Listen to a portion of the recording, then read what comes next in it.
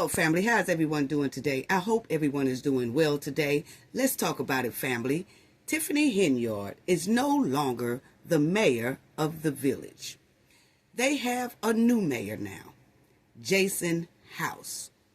He is officially the new mayor of the village of Dolton, and Tiffany is out. She is out. So we're going to talk about that, family, and then we also will talk about these hot topics right here. You have a son that's now gone, and you have his father that took matters into his own hands, and now he is in trouble with no bond. And Diddy jury trial is up. He have his trial up, and they have where they are picking the jury. So they are going through like 4 or 5 days all this week trying to find the jurors that they want to be a part of Diddy's trial. Okay.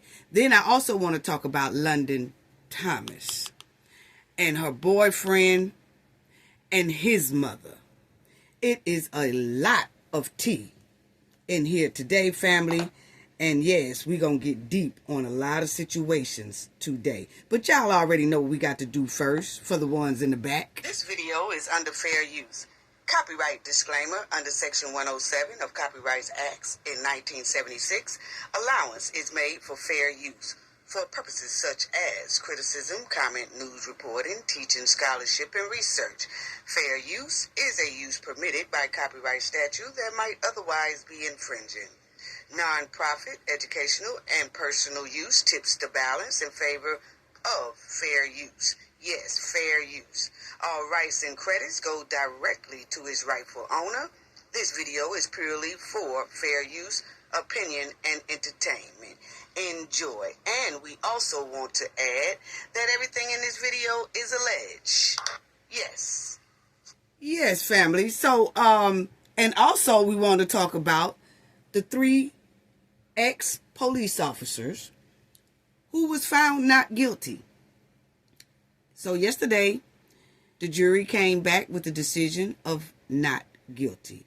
We will talk about that as well. Yes, we will. But first, let's talk about this mud-wallin' hen. She is now gone.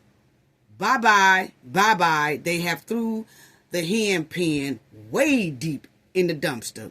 So Jason House, he was sworn in as mayor. So no more Tiffany Henyard. And I also want to add with that is that they have a new administration. They also had a meeting last night that Tammy Brown, she didn't attend, but the rest of them did. And you have Andrew Holmes and Stan Brown, who are still on the board of trustees. I'm not trusting that, but you know that's the way things go. So, hey, you have to abide by the rules. But in my opinion, those two cannot be trusted. It's just like Tiffany is still there. That's my opinion. Okay? It really is.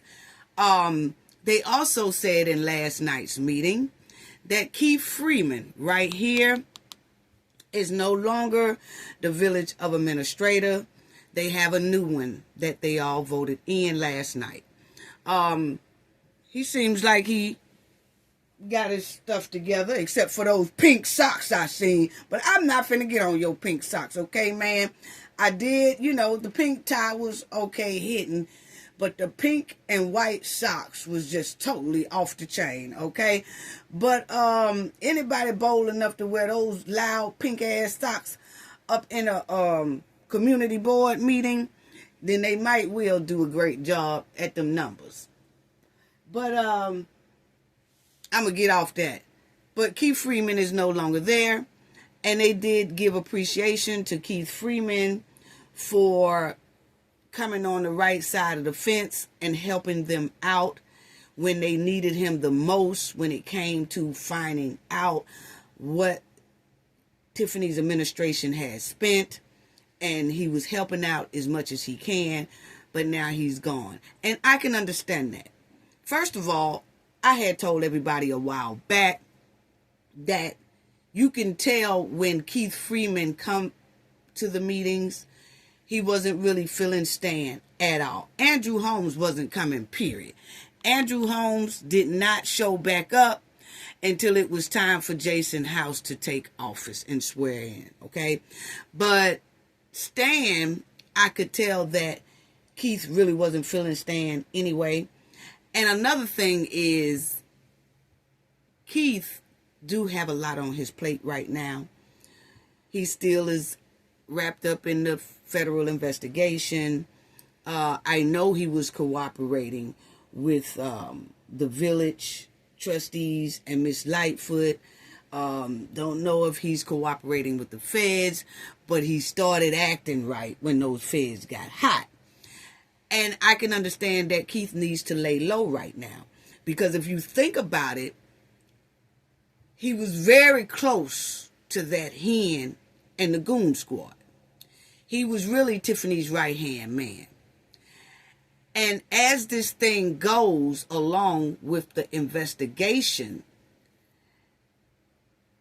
I kind of feel, my opinion, that Tiffany and her squad will be trying to bother Keith. As long as he's trying to come in and out of that building as village administrator, I have the feeling that Tiffany and her goons will go all out their way to continue to intimidate Keith Freeman.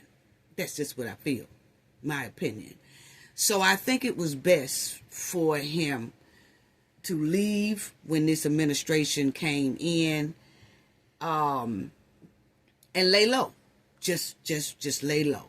Nobody will know where he's at, where his family's at, because if you look at Mr. Larry fire, it looks very suspect. Now, people could say all day, oh, I don't think Tiffany had anything to do with it. Oh, I don't think this person here had anything to do with it. The point is, when a person has talked to the authorities, like Mr. Larry, when he has talked to the authorities and he has reported to the authorities and reported to the feds about Tiffany, and he also said he reported to the police and everybody else about this tenant that had the stolen cars on his property. Okay? And then all of a sudden, Mr. Larry Place goes up in smoke.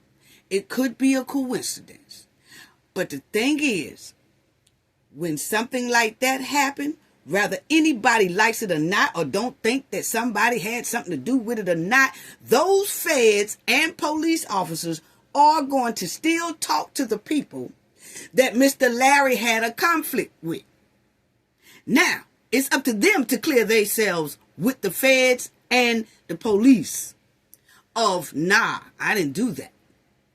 But as long as you had a dispute with that same person, and that person's house or building or car or anything like that go up in smoke, and then the fire marshals do say that is arson, they are going to go directly to the people that that person had a dispute with. Point blank, period. Gives a damn if you innocent or not, they're going to speak with you. It's your duty to prove that you're innocent and that you had nothing to do with it. Okay? Now, because see, a lot of people be missing what I'm saying, because in the last video, I said that, and people came right back, well, I don't think Tiffany might have had anything to do with it. Well, it doesn't matter. Tiffany had an ongoing dispute with this man. And then it was looking like the tenants had a long dispute with this man. Now, if Mr. Larry has a long dispute with someone in his family or some more other friends, guess what? They are going to be talked to by the FBI and the police department until they are cleared of no wrongdoing. Okay, so that's enough of that. But anyway, Keith is not there, and I think he should lay low. Because what we saw happen to Mr. Larry, and things, you know, the way Tiffany ways are and her goons ways, they do things out of retaliation. They have a track record of retaliating. They have a track record of bullying. They have a track record of harassing people. So it is best for Keith to pull out. Someone else new came in and he lay low. And whatever he do after that, or whatever goes down with his federal case and all that stuff, he can do all that quietly in private, and most likely nobody will know where Keith at. I don't think nobody will really see Keith that much again in the village, because I really do think the hammer's gonna come down on Tiffany very hard, and I think that's already planned for Keith to lay low. So, congratulations to the village for having a new start with the trustees that they have now. I don't trust Stan. I don't trust Andrew Holmes. They both still smell like skunk meat, okay? But you got to respect that they have to stay there because their seats are not up yet. But I'm quite sure that the trustees won't let them get too out of hand. But I do feel like they're going to tell the hen every step that's being made until the hen is indicted or put away in that jail cell. So good luck to everybody. And I also want to say this, good luck to everybody in the village and the residents and everybody else. I hope things get so much better, which I know it most likely will. Just good luck to you all, okay? And let me just say this to all my viewers and my subscribers and everything, is that Tiffany is in a whole lot of hot water. They have a new administration in there now. We will keep our bumpers on Tiffany, okay? But we also will continue to do other stories as well. I will touch base on Tiffany when some things come up and it's necessary to do so. But in the meantime, me, our subscribers, our viewers, our team, everybody pushed so hard for over a year now, trying to bring awareness to the residents at the village, so everybody would know how they was being treated, how the trustees were being treated, how Tiffany was just dogging the village and the township. And pretty soon Napoleon will be sworn in, and then she'd be gone. Okay? So, but we do have to help others. That's what we was doing before we started covering Tiffany. We did a lot of Ella Goody. We did Smokey Robinson. We did a whole lot more, bringing awareness and getting justice for people. And in the village case and in the township case, we focused on that because it was a lot of people who were victims of Tiffany criminal behavior. Now that they have gotten their new administration, they're moving towards a better village. Things are looking up. Things are looking better. We can also start helping bring awareness to other people's story and push for justice for other people, because that's what we do. We do that even when we are not doing the Cafe of Knowledge and YouTube. This is what we do, period. So I know it's going to be some people that won't tune in as much because we're not talking about Tiffany. We're talking about other stories. And then we know that there's some people out there who are interested in the stories that we will be talking about in the future. They will come in and they will join in. But this is what we do. And we have to move and start helping other people as well. Because the village of Dolton and the township has gotten rid of the mud-walling hen. So let's just help other people now. And I know my old subscribers is some people who've been with me for a long time. They gonna stick with me no matter what I talk about. And then you have some people that was joining in because they was just interested in Tiffany. And then you're going to have some people join in the future because they are interested in what I'm talking about in other cases and getting justice for other people. So it's just a recycled thing. This is something that we have to do all the time. All our subscribers that's been with us a long time, they know we had to do the same thing when we was talking on Smokey Robinson case and Ella Goody case.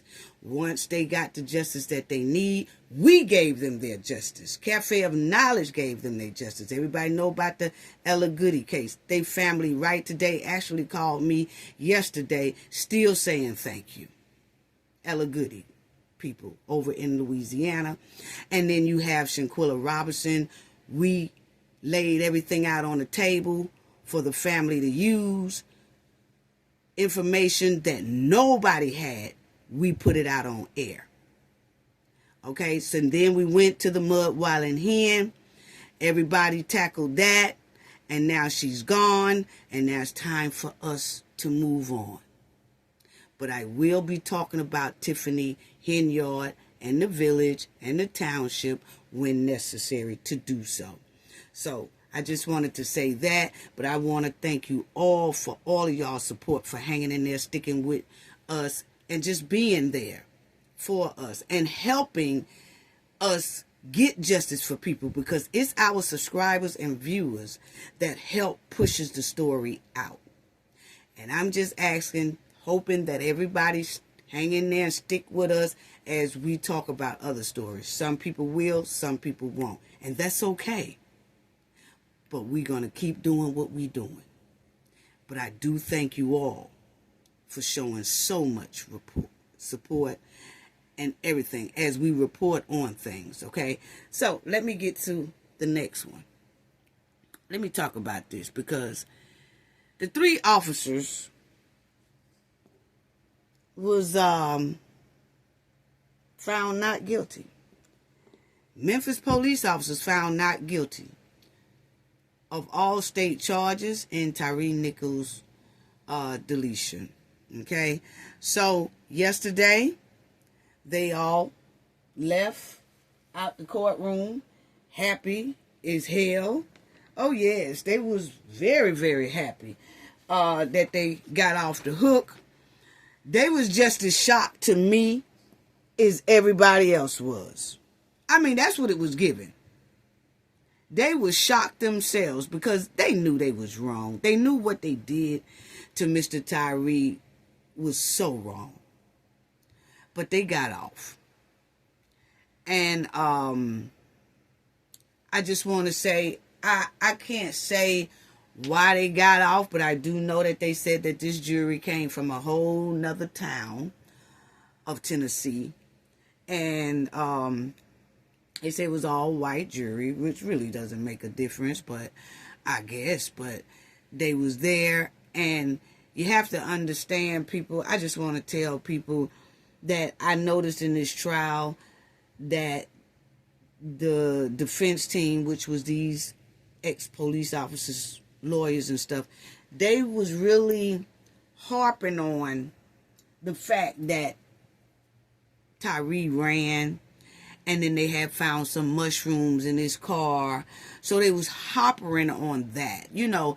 And sometimes when a jury hear that somebody has ran and somebody got some type of substance in their cars, and the police found this and found that in their cars, they tend to want to justify that of why that person got deleted. And they're going to make up excuses of that's why that person was done like that. See, if they hadn't ran, or if they hadn't had that gun, or if they hadn't had those drugs, or, you know, if they hadn't just ran, they would be still here. And that's what some people make an excuse of why they delete someone like that and why they do someone like that. So, family, we really need to talk to our family members about running from the police, walking around, riding around with all kind of substances in the car that can cause this type of thing when they have a run-in with the police. And then if something happens to them or happen to you in that courtroom, they are going to try to justify your deletion because of what you had in the car, or because you ran, or because you was resisting, and all that. Unbelievable. Unbelievable. Our hearts goes out to Tyre's mother and the family.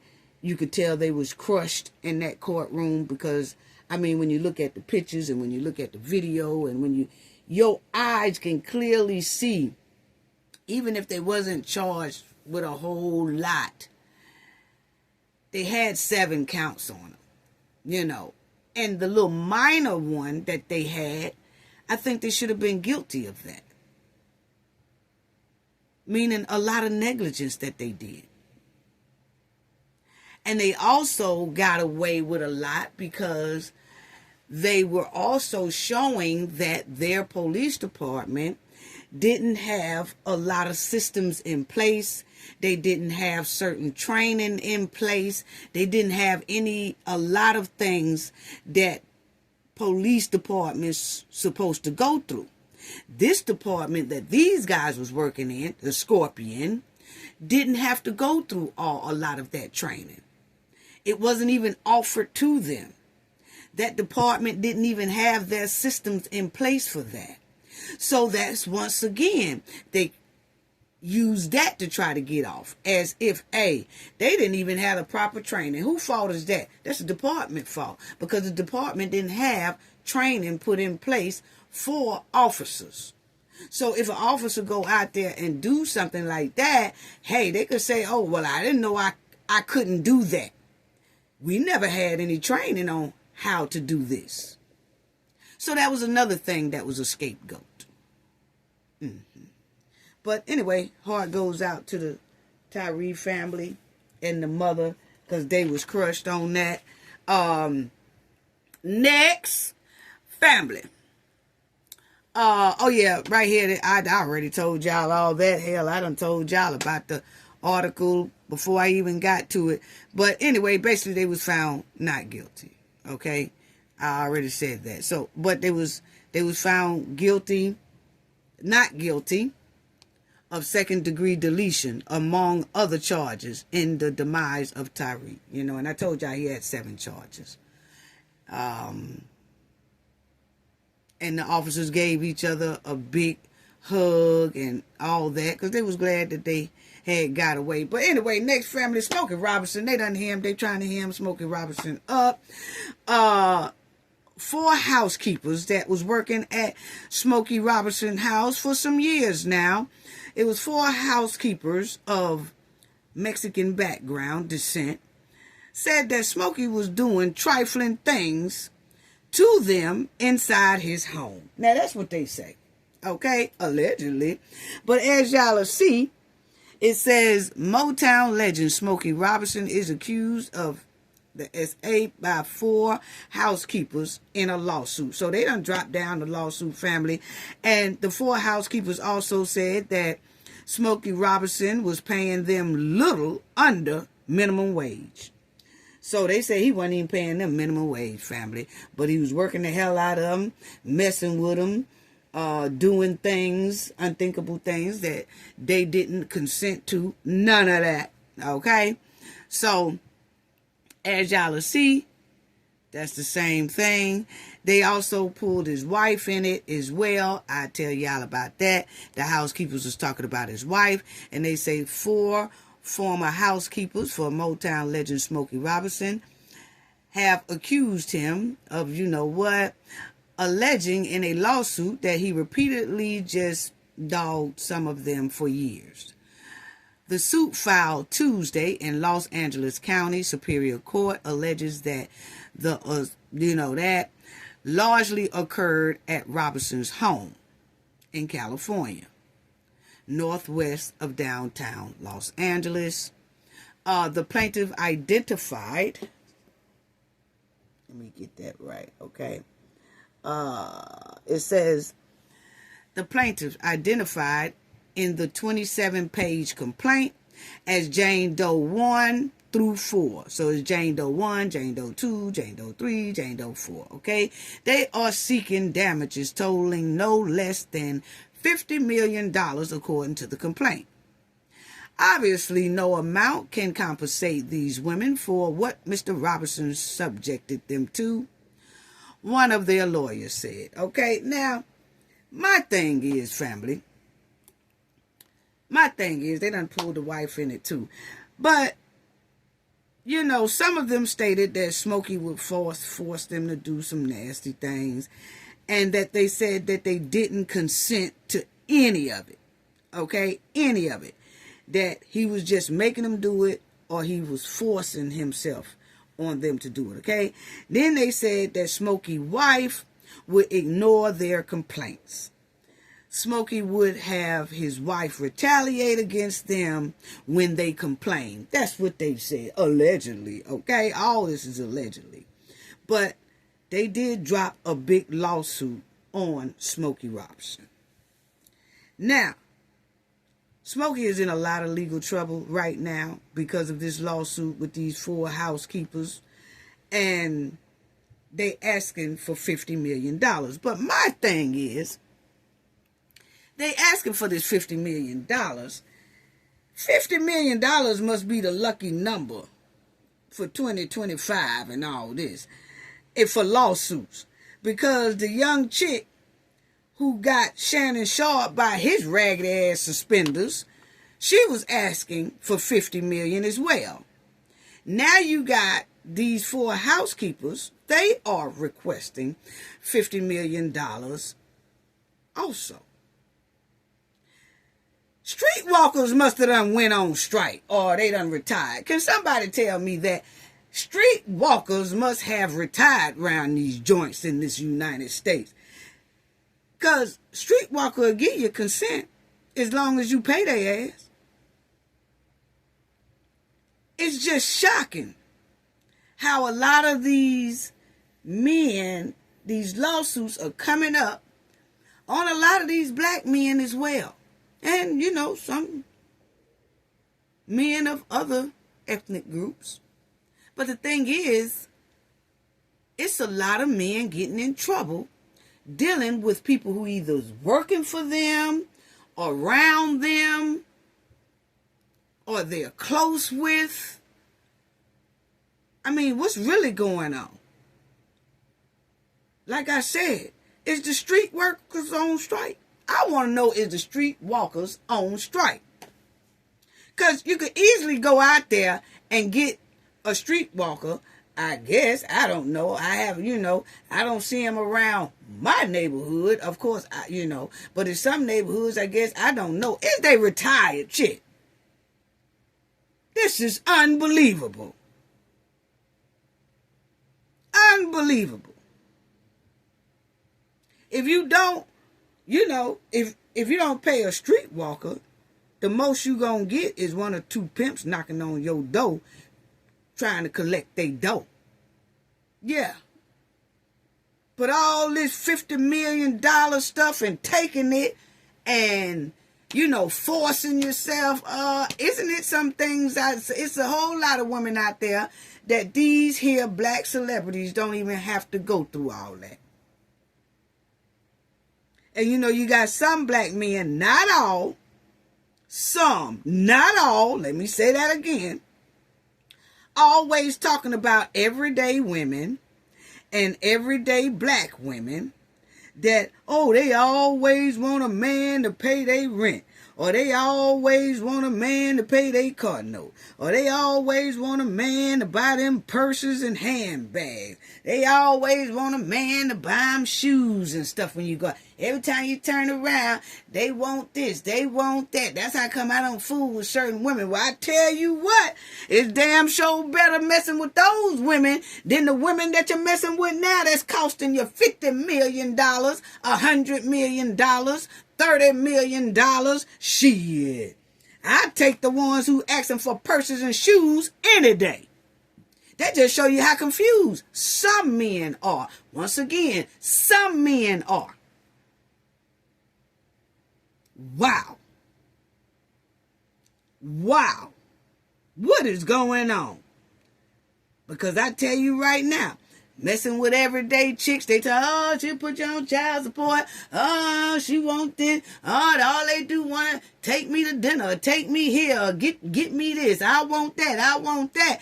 But it sounds like those type of women are a hell of a lot cheaper than $30 million women that they dealing with, that snatch everything out from under them.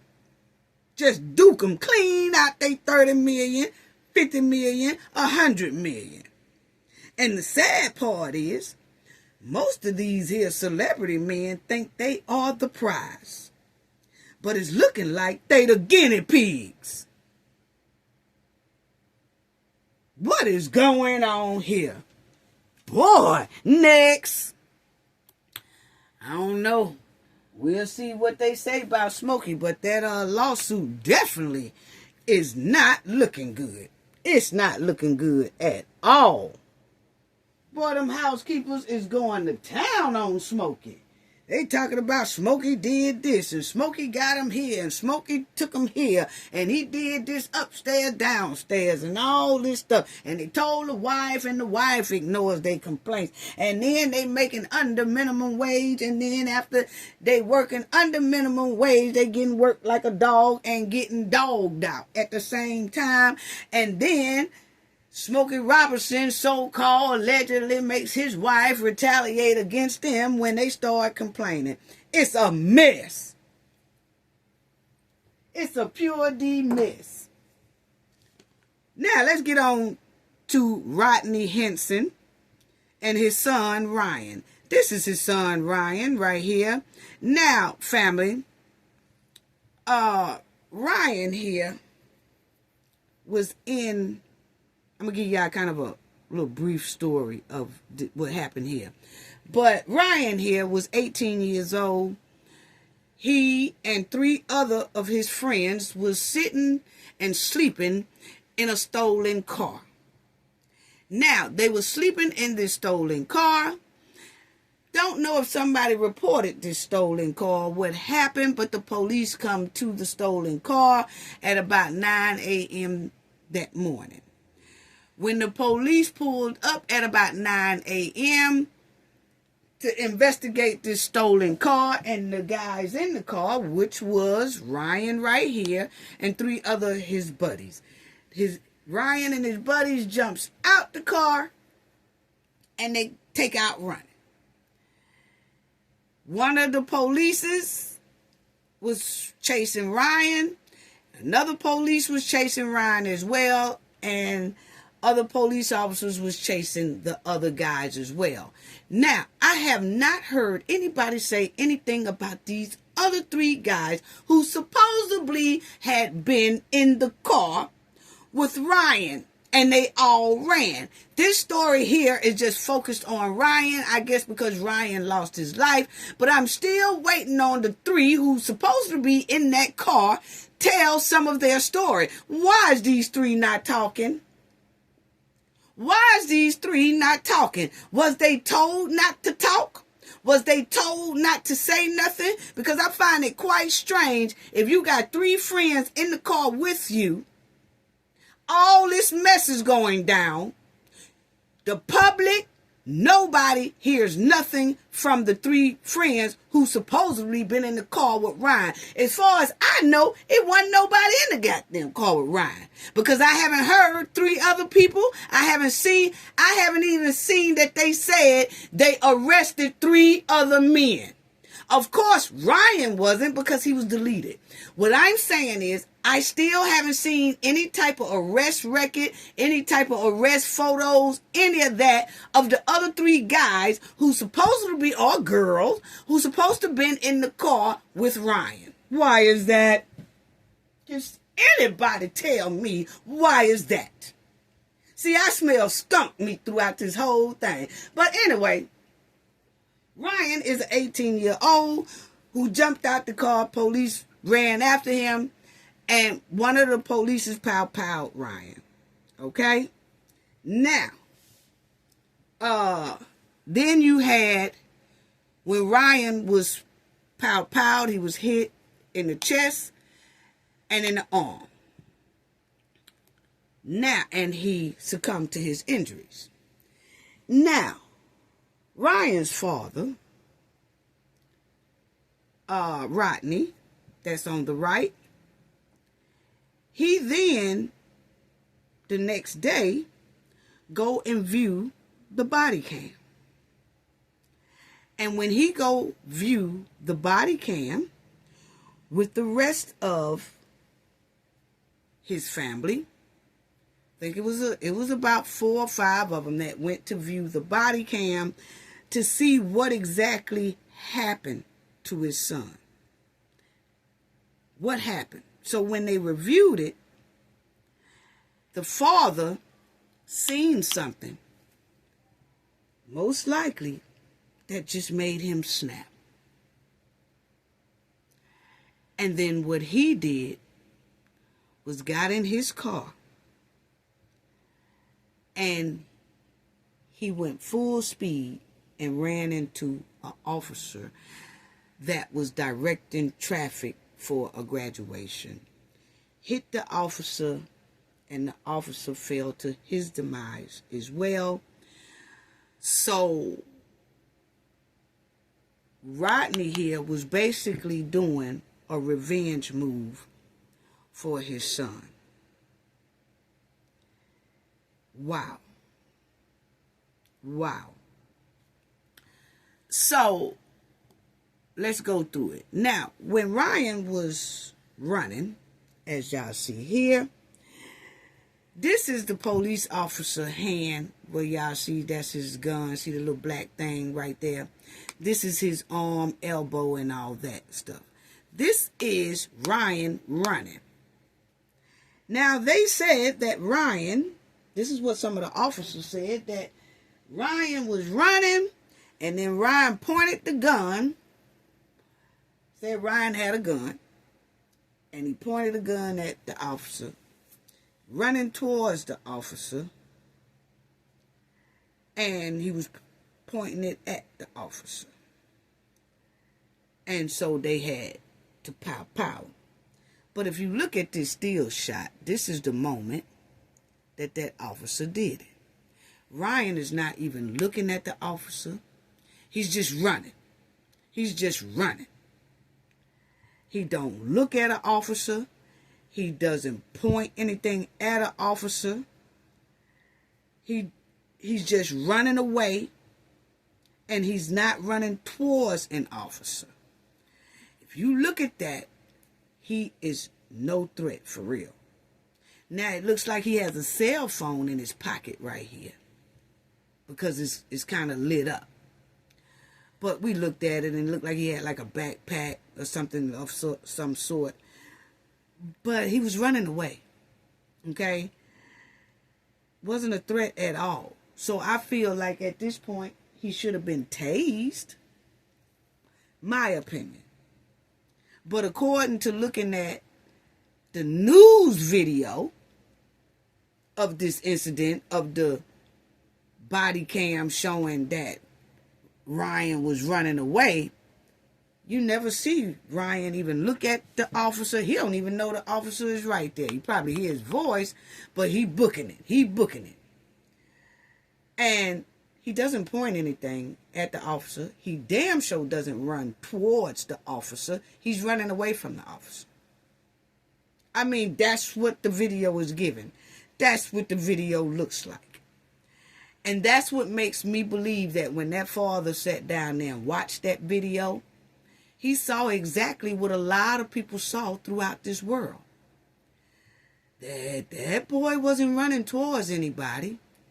He wasn't pointing any weapon at anybody. He wasn't looking at any officer. He just kept his head straight. But now when he got hit in the arm, pop, hitting the arm, that must have turned him around. And then all of a sudden, he was hit in the chest. So it's given that once he was hit in the chest, they were going to try to say, oh, because he was running towards me. Not the way that video looked, G. Not the way that video looked. It looks like, because you can see him running, and that officer's on the side. You see, because you see Ryan running. So his side is to the officer. And he's looking straight. So when that pow hit, it most likely hit him in this arm. Then that pow must have made Ryan turn straight. And then it was pow again. That's what it's given. I'm sorry. That's what it's given. Because if you look at the video, the boy never turns around running towards nobody, okay?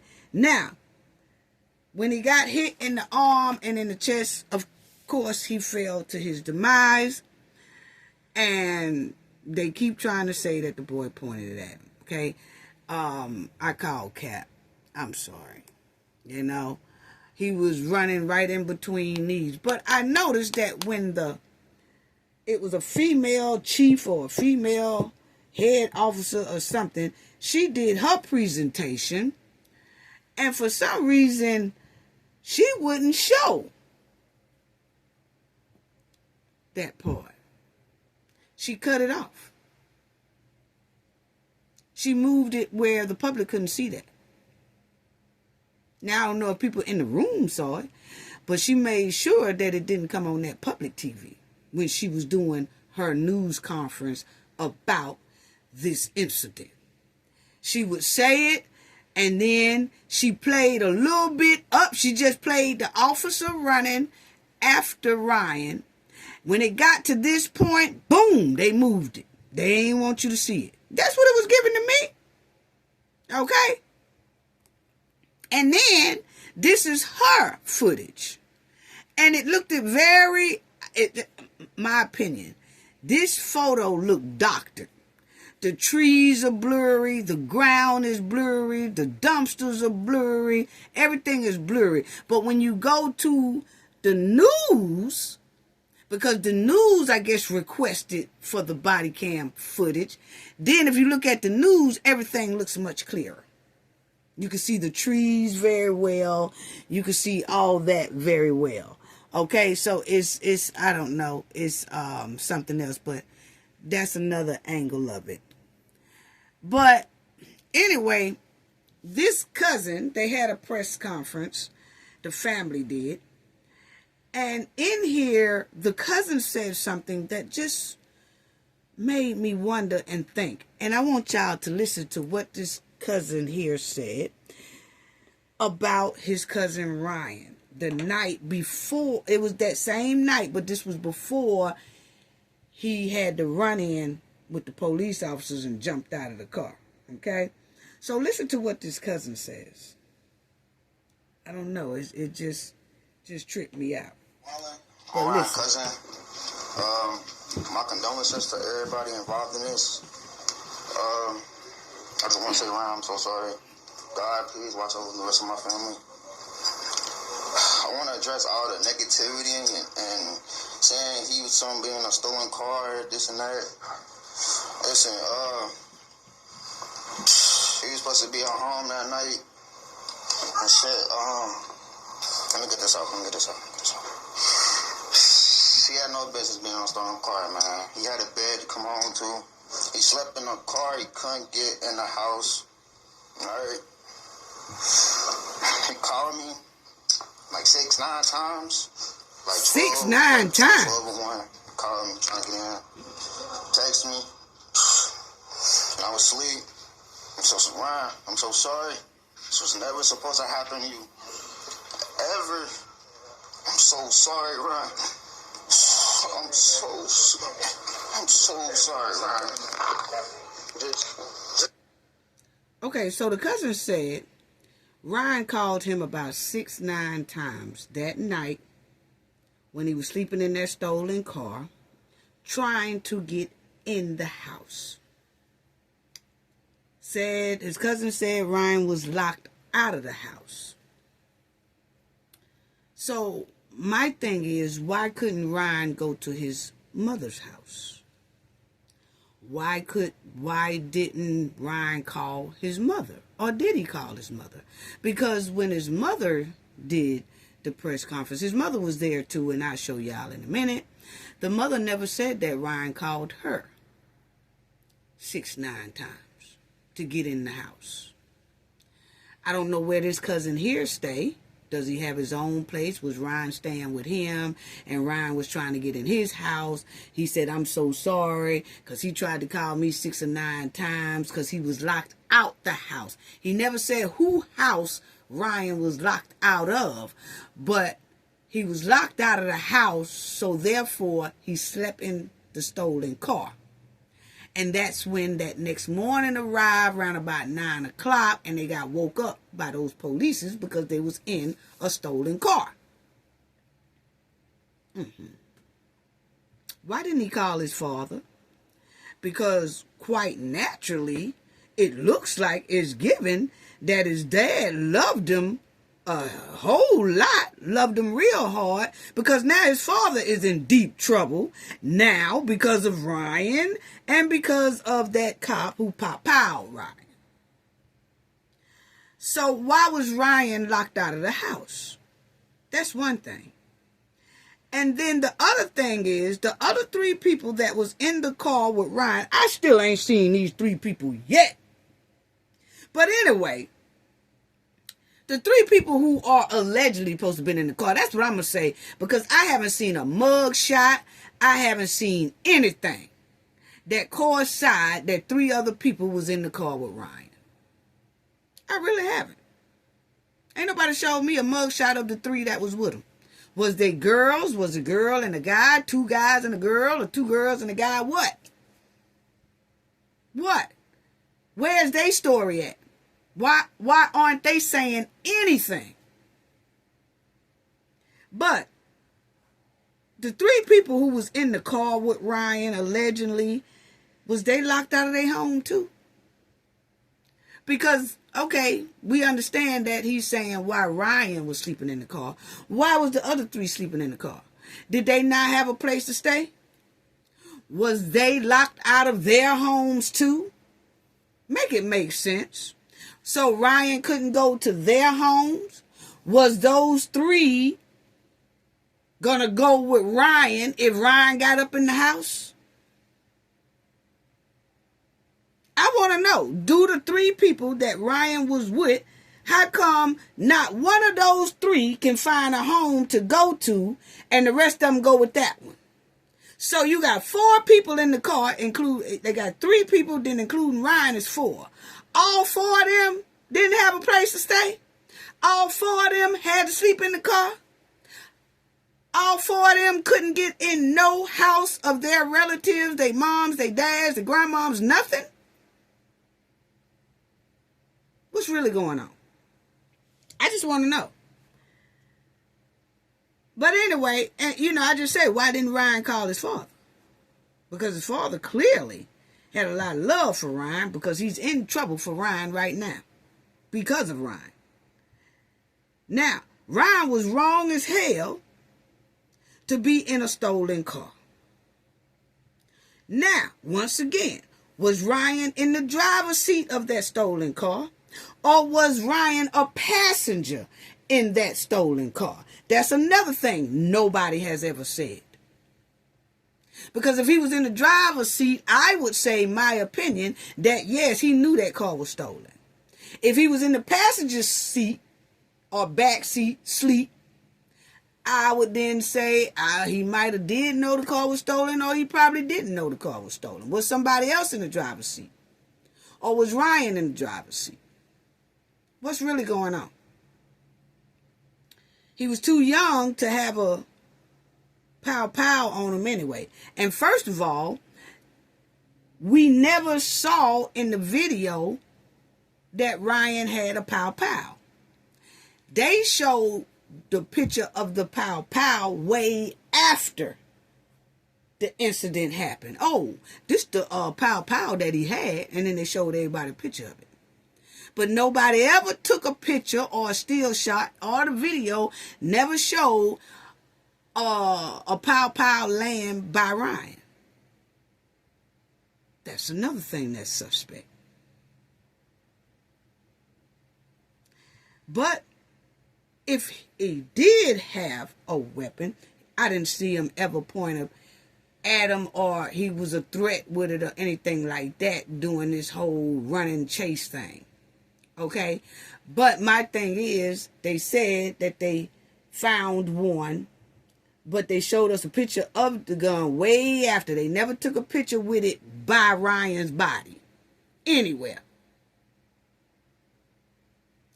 But in Cincinnati, by Ryan being 18, he wasn't supposed to have any type of pow weapon, because a right to carry is when you're age 21.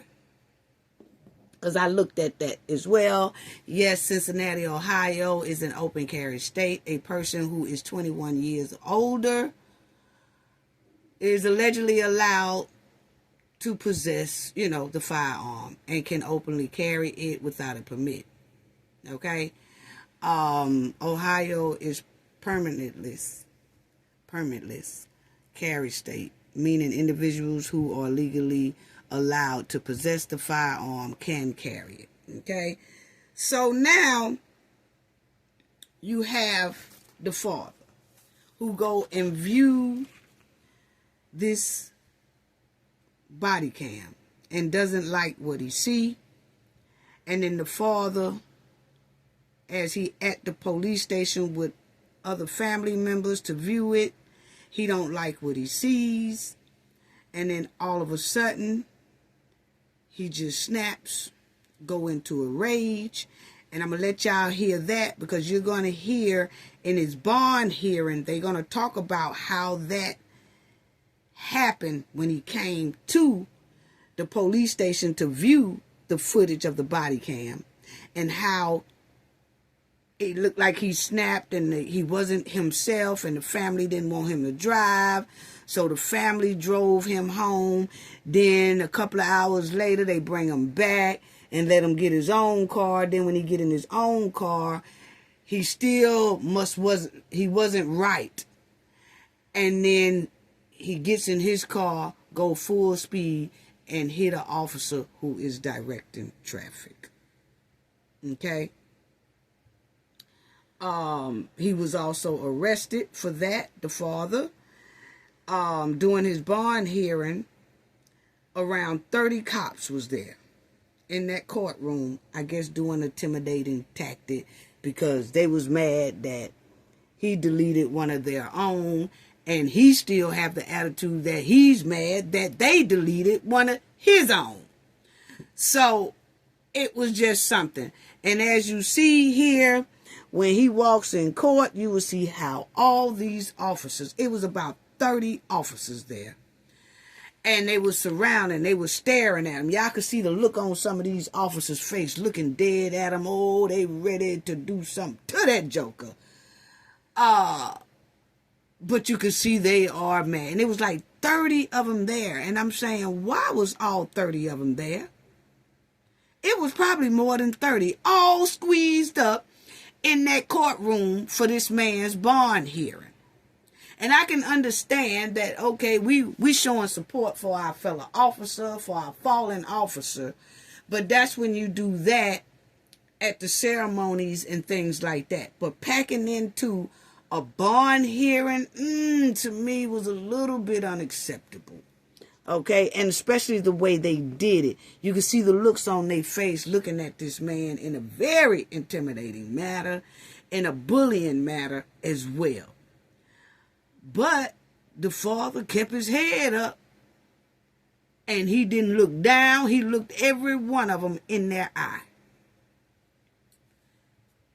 So, who was patrolling the streets? Who was patrolling the streets? Because it was so many of them at this bond hearing. And I'm going to let y'all hear some of this bond hearing. It was just so many. He had 2 bond hearings. He had one, and then he was denied on that one, but then they had to come back like the next day or 2 days later, and they was crowded in this courtroom like this. It was something else. You see them with their body armor on and all that stuff. Who was patrolling the streets that day?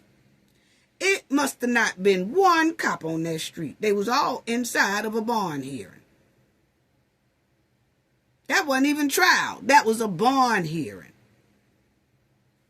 But he kept his head up and he kept looking at them all right in their eyes. He did not flinch. He did not care. That's him. He looking dead at each and every one of them in their face. Then you had here. I want y'all to hear this. You're going to hear some commotion in here. I want y'all to hear how the bond hearing went and what they said. I want y'all to hear what they said so you can understand the procedures and how things went when Ryan's father, Rodney, first came to the station to view the body cam footage. Okay? So check it out right here. Y'all gonna hear some commotion.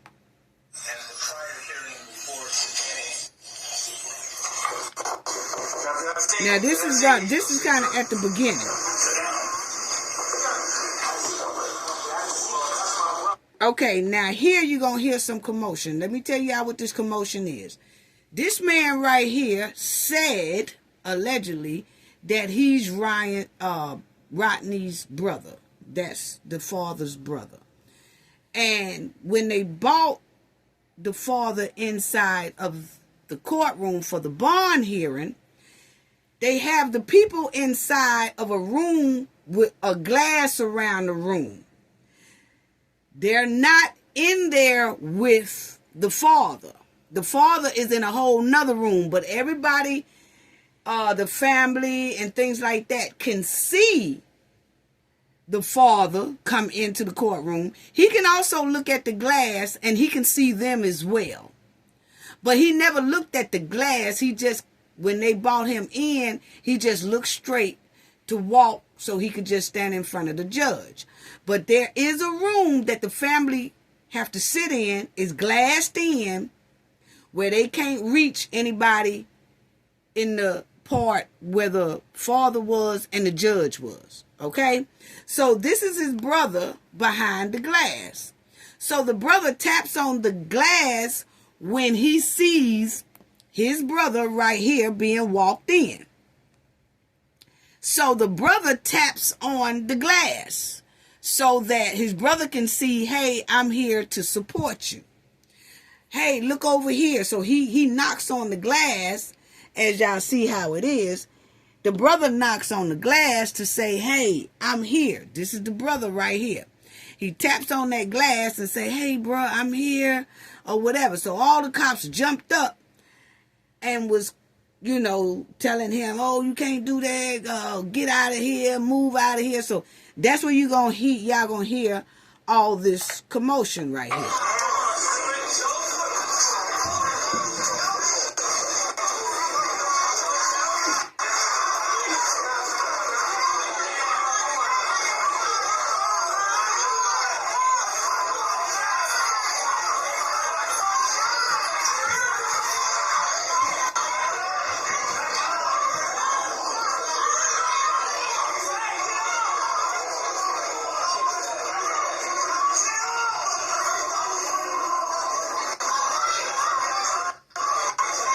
This is the brother right here.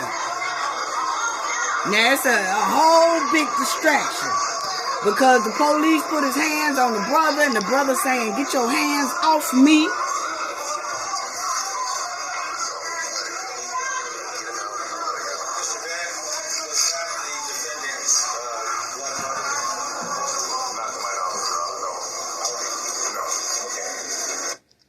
Okay, so that was the big commotion, okay? And then the brother was telling the police, look here, they didn't take the brother to jail or anything like that. They just took him out in the hallway. And then the brother was telling the people, all I did was just knocked on the window to let my brother know that I'm here for his support. because his brother was looking straight when he walked in with the, jumpsuit and the handcuffs and all that. He never did look into that room to see how many of his family members was there. He was just looking straight ahead and paying attention to the cops that was around him, because he was surrounded by so many police officers. You see what I'm saying? So he never did look over. So that's why the brother knocked on the window to say, hey, bro, we here to support you. But those police just act the fool. Okay. Now, this is the barn hearing. And listen to how they said things went down when the father first came to view that footage of the body cam. Now this is the father, and this is his lawyer. Now this is the lawyer talking. Now check it out.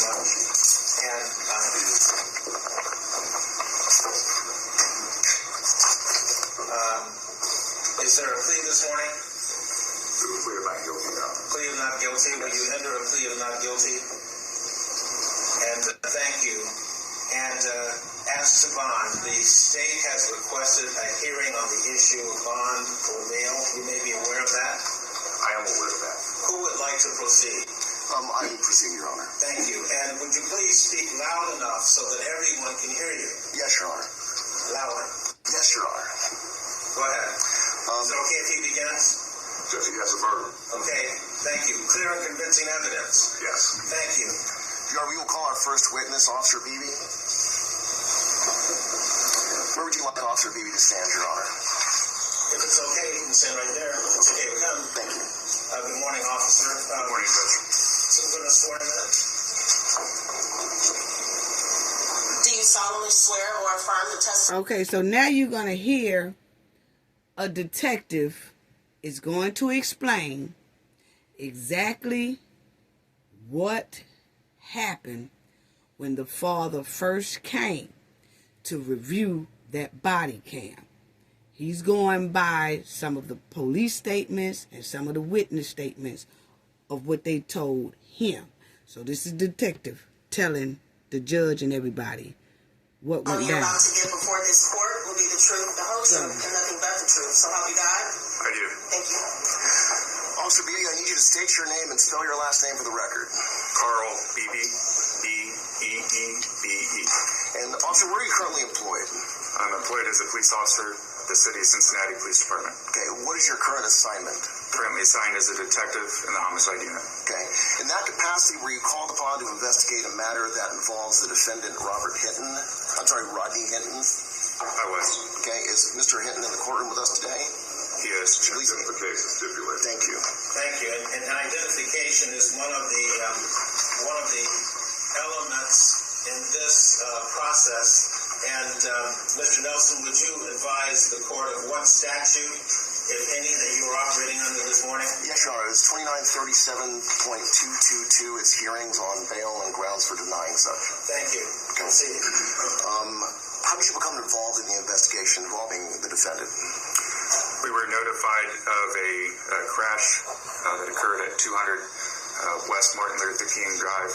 Now check it out, where family. A deputy was struck by a vehicle and at the time had serious injuries. Okay, and is that location in Hamilton County, State of Ohio, City of Cincinnati? It is. Okay. And so where did you begin your investigation? At what point? Myself and several other detectives, officers, and investigators from our traffic unit went to the scene. Okay.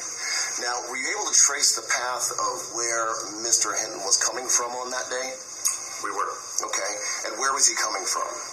He had been coming from 801 Lynn Street, Okay. Which is where the Cincinnati Police Department's Criminal Investigation Section is located. Okay. Is that abbreviated CIS? It is. Okay. And are you aware of his reason for being at CIS? Yes. Okay. And why was he at CIS? He was at CIS to meet with CPD officials to review body-worn camera footage related to an incident that had occurred the day prior. His son had been shot by a Cincinnati police officer. Okay. And so was he there, to meet with the chief of police? Yes. Okay. And so on that date, at that time, did he view a video which depicted his son being shot and dying as a result of contact with a Cincinnati police officer? Yes. Okay. And then after he viewed that video, and if you know, approximately what time did he view that video? Shortly after 9:30 that morning. Okay. And after that... Okay, now, understand that the father viewed that video footage at approximately 9 a.m. that morning. Okay? Now listen. Do you know where he went or what he did? Yes. So he left that the parking lot, I believe, shortly after about 10:30. Based on witness statements, he went to a couple of different locations, and then later returned. I believe about 12:40, he returned to our lot. Okay. Were you able to speak to the people or some of the people or family members that he was with when he was at CIS? I was. Did they describe his emotional state at that time? Yes. They said that he was upset, was agitated, and they were concerned enough about his emotional state that they did not want him driving, which is why the first time that he was there, when he left, he actually left with family members and not driving the car that he had driven to that location. Okay. Okay. You heard that, family? They said that after he viewed it, that video footage, the family and everybody said he became agitated, like he had snapped, like, you could tell he wasn't right. And so they made him get in the car with them, and he leave his car at the police station, and they took him with them home. And then I guess they felt like he had done calmed down or whatever, and they brought him back to get his own vehicle. Okay? Check it out. Check it out, family. And do you recall it? What sort of car was he driving after he returned to pick up his car from CIS? It was a black Ford Focus. Okay. Approximately what time did he return to CIS to pick up his vehicle? I believe it was approximately about 12:40 p.m. Okay. Were you able to trace his progress from CIS to... Okay. Remember, he viewed that video at 9 a.m. They took him home, but he came back to get his vehicle about 12:45. So that's about 3 hours and 45 minutes later. He was still pissed. He was still off upstairs, snapped, wasn't in his real right mind, but he probably convinced his family he's straight, but evidently he wasn't. Check it out. And he really doesn't have no prior bad background. He do have a domestic violence thing way back, but it doesn't say like he put his hands on nobody, nothing like that. It was, something like that. The point where he came into contact with Deputy Henderson? We were. Okay. And can you describe where he left, where he drove from CIS to the location where Deputy Henderson was struck? Well, he after he came back to pick up the car, he actually left the parking lot, followed by some family members in another car, and then a few minutes later returned to the parking lot at CIS, drove through the parking lot, and then left the parking lot again. That was at approximately, I believe, around 12:49 that he left the lot the last time. Okay. And then from there, proceeded up to the Clifton neighborhood, where he was traveling northbound on Clifton Avenue, and then turned to travel eastbound on West Martin Luther King Drive. Okay, so that's a right-hand turn from Clifton Avenue proceeding northbound on the MLK, is that correct? From northbound on Clifton Avenue to eastbound on Martin Luther King. Okay. And where was Deputy Henderson working on this day? He was working from the intersection of Clifton Avenue and Martin Luther King Drive. He was working one intersection to the east, where there's a traffic light there. Okay, 200 West Martin Luther King Drive. And what was he doing at that traffic light? What were his duties? He was engaged in traffic control duties. There is a traffic signal box that's mounted on a metal pole at the corner of the intersection. In that box is a cord with a button on the end of the cord. That button can be used to cycle the light. There were graduations at the University of Cincinnati that day, and so there was a large volume of traffic in the area, and so he was controlling traffic and assisting pedestrians crossing the roadway. And was he in a sheriff's deputy uniform at that time? He was. He was wearing a sheriff's deputy uniform, wear a hat, and a fluorescent vest, traffic vest. Okay. And his employment history involves being a deputy with the Hamilton County Sheriff's Department. Is that correct? That is correct. Okay. And so he was performing duties as a police officer directing traffic on that day. Is that correct? That's correct. Okay. Okay. So he was performing. He was a retired officer. And he was just up there directing traffic just to help out, like volunteer work, because he's retired. Okay, and that's when he got hit. Family and myself, prayers to the Hinton family, prayers to the family of Larry Henderson. Now, this is the lawyer. His lawyer is talking now. Okay, so listen to what his lawyer says. I'm a deputy, and I thank the court for having a fair assembly in the courtroom today. This is him talking. A few questions, not a lot. Okay. You said that Mr. Hinton left the police station around 12:30. CIS. He initially left around 10:30. Came back and then left again. And then returned a couple hours later, yes. And you said that individuals that know Mr. Hinton, his family members, were saying that he appeared to be agitated. So if you listen, that detective that his lawyer is questioning, the detective now say he didn't leave at 9 something. He didn't leave the first time at 9 something. He left about 10:30 and came back. So if he left about 10:30 and came back, he say that he picked up his car at 12:45. That means 2 hours now and 45 minutes. He is still pissed. Okay? So check it out. Upset and so forth, correct? Yes. Yeah. And you don't know the source of that agitation or that distraught, do you? If you don't, you might not. I don't think you do, but you have to answer the question. The source of the agitation? Yes.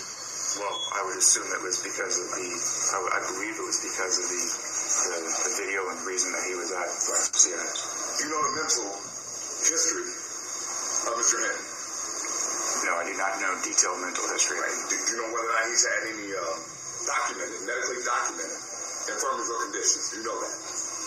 You don't, do you? No, I do not. And then you also don't know his state of mind at the time of the incident near Vernon Woods and Martin Luther King Jr. Drive. You don't know that either, do you?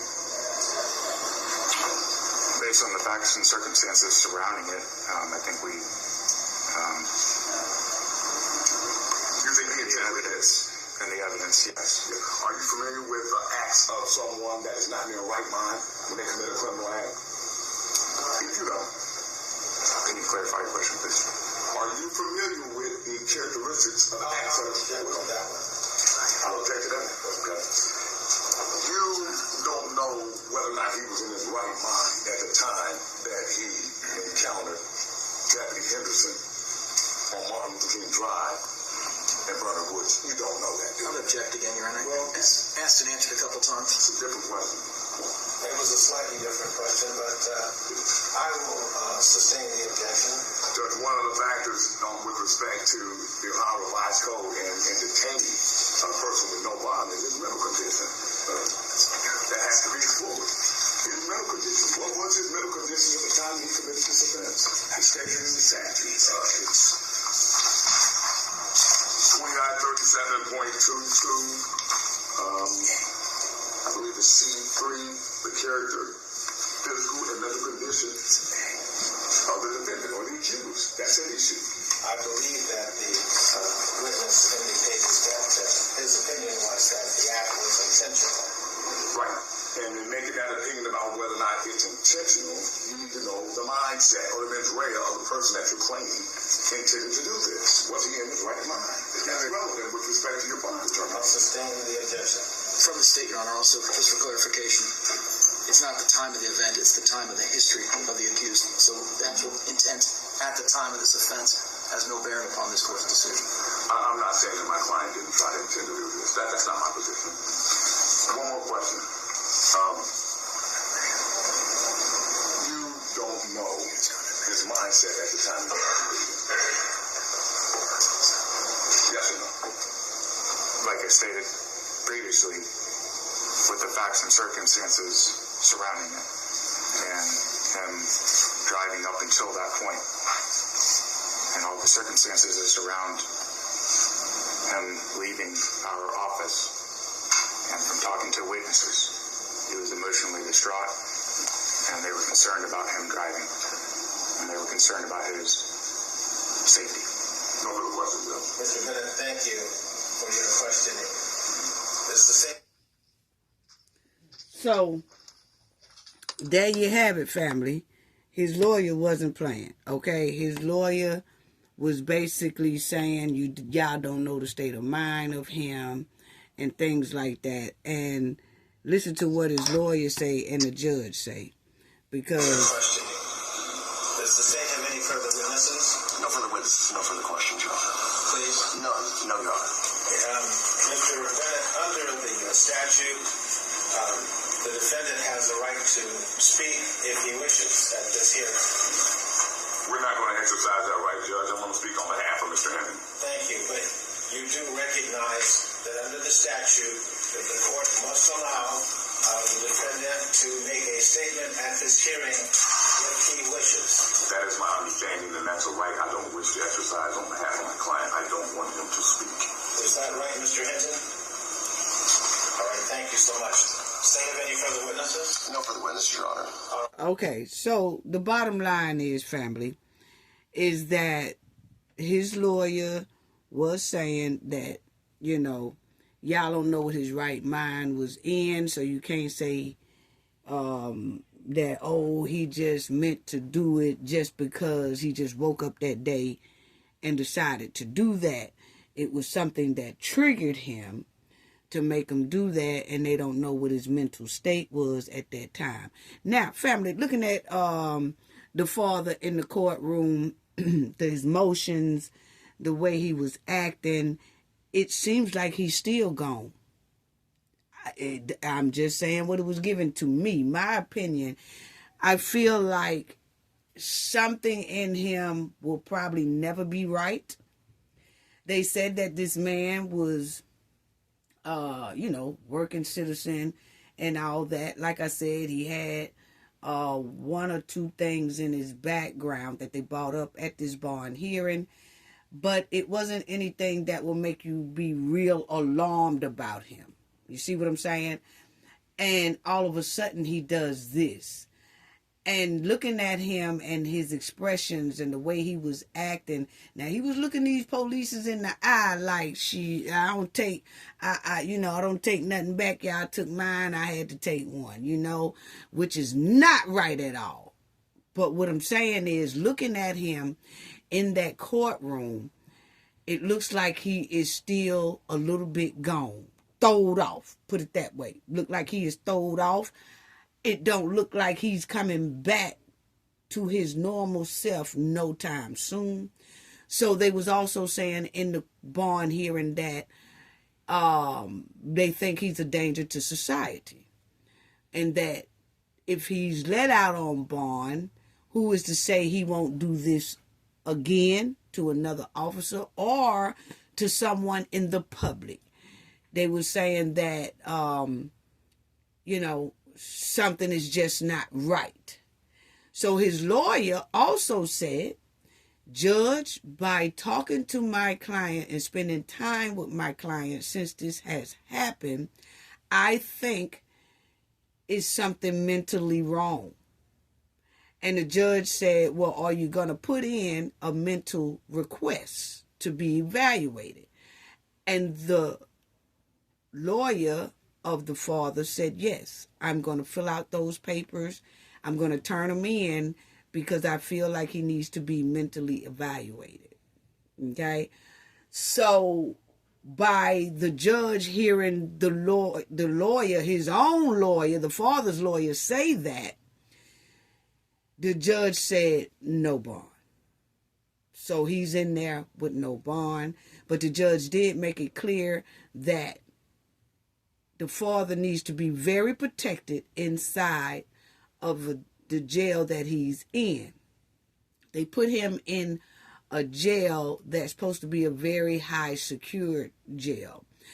The judge said that not because he think the inmate, my opinion, not because he think that the inmate's going to do anything to him, but them boys in blue might, because they are very hot about their fellow man, being deleted like that.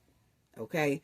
So, I think that they making sure that he's protected on both ends, from the authorities and from inmates. But I really don't think he will have any problems with the inmates. He probably will, but again, I think that protection more so goes to making sure that he don't hurt himself inside of the jail, because he's kind of throwed off, and that nobody hurts him and he don't hurt nobody.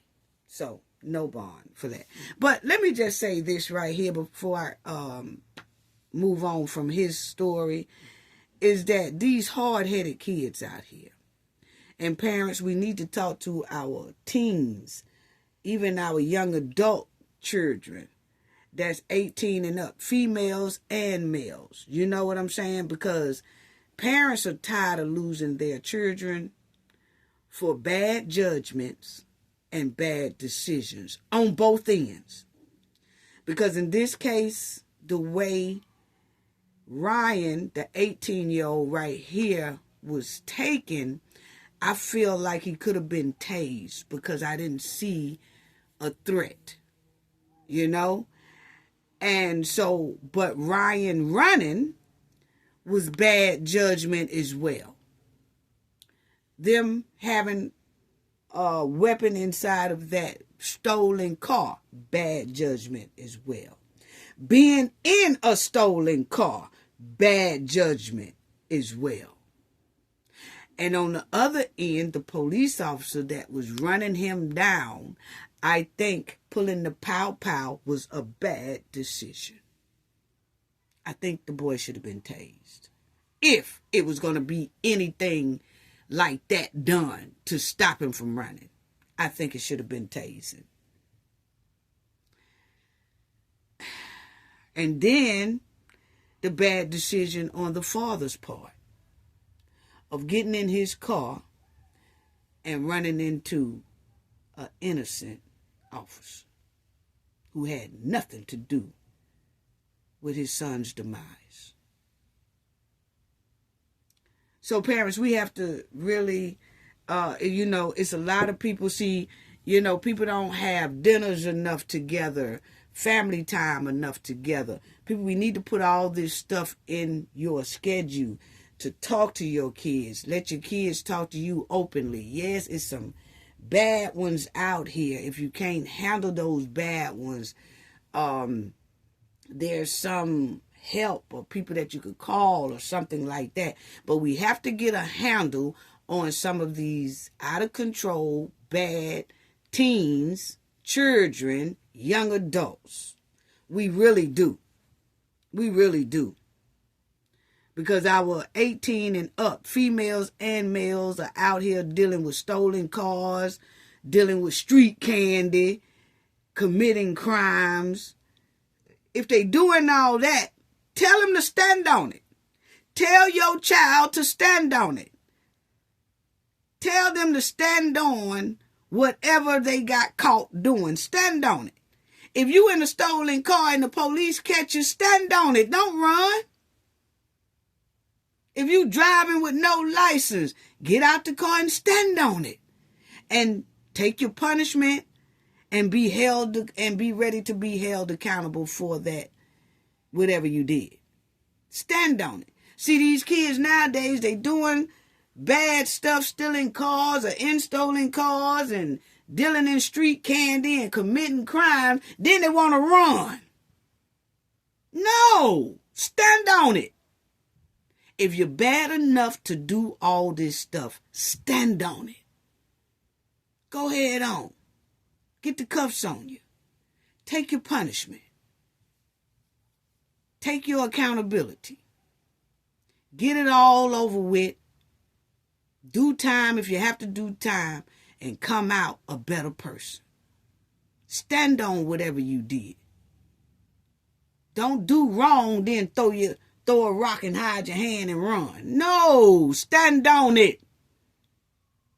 If you are bad enough to do anything that's against the law, stand on it.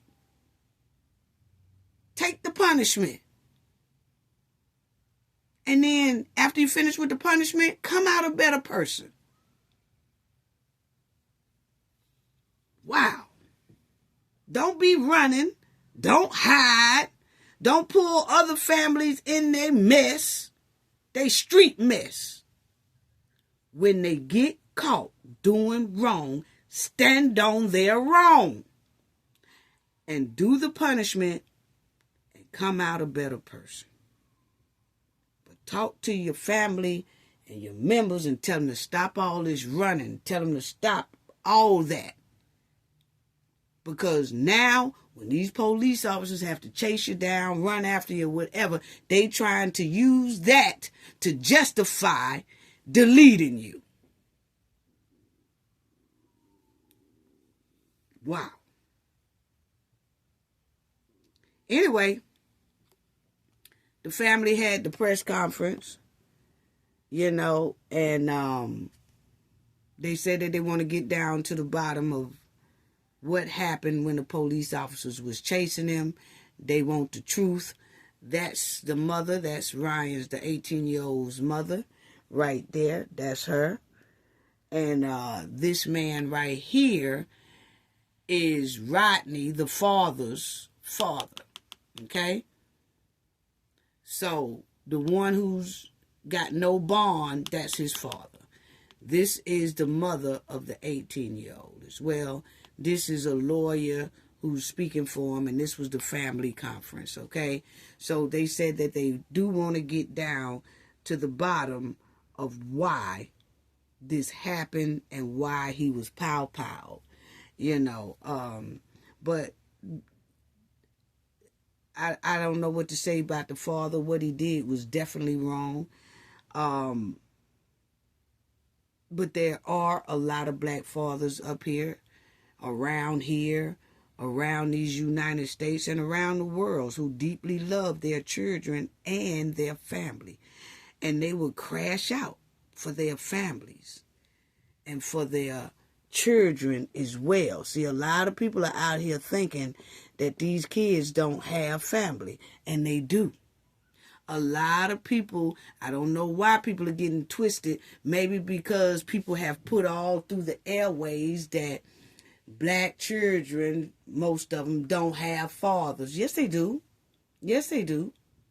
If their father's not in the home, a lot of fathers are in their damn life, in their children's life. And a lot of fathers really love their kids, and they are tired of losing their kids to bad decisions and bad judgments. And they are willing to crash out for their families. So we need to sit down and talk to our young adults, our teens, and all that about these streets. And if they want to be a part of the streets, stand on it. That's all I got to say about that one there.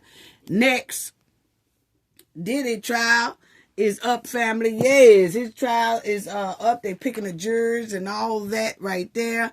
It's a lot going on. They said that this trial is approximately going to last 8 weeks. And they are picking the jurors from May 5th to May 9th, all this week. And then the trial's supposed to start the following week. Okay? And it's supposed to last 8 weeks, if that's what they say. Now, the court was asking the jurors a lot of different questions. And do they know Diddy? And do they know other people, famous people? They was saying a list of names of potential, I guess, witness who going to be in this trial. Rather, they going to be witness for the defense team or the prosecution team. Nobody knows that. But they did bring up some names that I want to talk about too in a minute here, family. But let's talk about this right here because his trial has begun. And let me tell y'all this too, because on the Diddy's lawyer team, there is a lawyer working with Diddy defense team, and they say that he blabbling all over TMZ. Say he telling everything that's going on inside of this jury pick. And they said it's okay for people to report on it, but he's telling information that people shouldn't even know yet because the trial haven't even started yet, okay? So they are saying that the federal prosecutors, this is what they saying, they asking the judge that's overseeing Diddy's case to abolish a lawyer advising his defense and arguing it was inappropriate for this attorney to discuss the case on his TMZ podcast. So this lawyer also be on a podcast with TMZ. He also works with Diddy's defense team. And he's telling what's going on inside of that courtroom on his TMZ podcast. Okay? And the prosecution said, no, we're not finna have that. No. Gennaro, that is his name. Okay? So they said in a episode posted online Friday that lawyer discussed a key piece of evidence expected to be shown at trial. A security video showing Combs, hitting his then girlfriend Cassie in a hotel hallway and described it as being, character assassination. Okay, so they said that this man here is telling all of what the footage is. So this is what they said he said on his podcast. He said, you give the prosecution props, is what he said on his podcast. It's a prosecution by proxy. And then he said the footage of the video that previously aired on CNN was edited in a misleading way. The original footage, the version of which is expected to be shown in the trial, may back up the versions of events presented by Combs' lawyer, he said. Okay? Now, he also said that Ventura, which is Cassie, he said the video showed Cassie hit Combs in the head during an argument and then left the hotel room with a bag of his clothes, leading him to chase her in the hallway. And then he said, have you ever had a... So right here, he's telling all of what the video is showing. He's saying that the video showed Cassie hitting Combs in the head, taking a whole lot of his clothes, and then running out of the hotel with it. Well, trying to run out of the, room and in the hallway, and then Combs catches her, and then that's when you see what he did to her, okay? But even if she took his clothes and hit him upside the head or whatever like that, my opinion, it still don't justify the way he grabbed that girl and did her, okay? But anyway, he out here telling crucial evidence that hadn't even been shown yet. So he on his podcast telling, oh, y'all gonna see this, and this is what they got, and this is what they... So the prosecutors are saying, no, Judge. We need you to either make him put a gag order on him, or either he don't need to be a part of this case because he is jeopardizing the case by telling stuff before it hits the trial. Now, what the prosecution is saying, okay, when the trial come and we get to that point, each point we done got to, if somebody want to review it or talk about it, whatever, that's good. But he has no business telling what all the evidence is before we start trial. So the judge did get on to that lawyer, whatever, and that lawyer had to write some type of letter to the judge, I guess stating that either he won't do it no more or he won't talk on his podcast. Don't know what the judge gonna do. Is the judge gonna remove him or make him put a gag order on it, or what's gonna happen? But I do feel like the prosecution is right. That man there shouldn't be telling everything that's going on now, that he could go in there and see some stuff, then go to his TMZ podcast and run his mouth. So that's how that go. But family, this case is like a documentary movie. I know it will be. I already explained that. On the surprise list, because I was shocked that when they did the jury picking, they was asking them, do they know some of these people? And these people that they was naming is supposed to be either witness, like I said, for the defense team or for the prosecution team. Either or. Okay? We don't know which side they're going to be on yet, but they are bringing up these names as if they are going to be some type of witness for the court or going to be involved some type of way in Diddy trial. And it says the surprise A-list actor's name as Sean Diddy Combs' trial. And some of the names, family, is right here. The stars mentioned including actor Michael B. Jordan, Mike Myers, a rapper Kid Cudi, and Kanye West.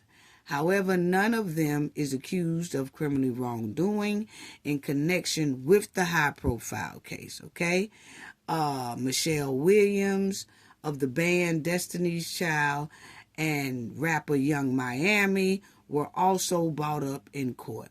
People reported they are also not accused of criminal wrongdoing. So they're supposed to be witnesses and stuff. They're making it a point to let everybody know that because you hear these names, they will be witnesses, but now they are not accused of any criminal wrongdoing, okay?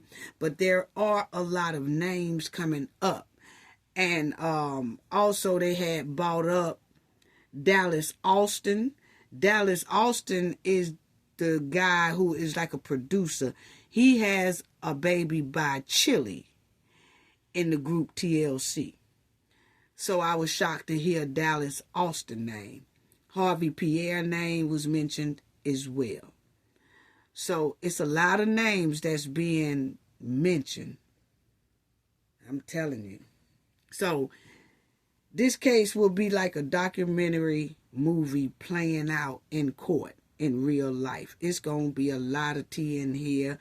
We will definitely be covering this trial of Diddy trial. It will be interesting, shocking, full of tea. My opinion, a lot of people's skeleton will fall out the closet during this trial. And we're going to be right there every step of the way covering this trial. It's going to be unbelievable. It's going to be like a real life movie. And what I like about it is that we'll be able to cover it while this trial is going on. It's looking like, I don't know if, because it's feds and the way Diddy trial is, we might not see it live on the air. Somebody will be reporting about it after that day is over with, then somebody will come who was in the court will give a rundown on what happened that day. And maybe it'll be some transcripts of what happened that day.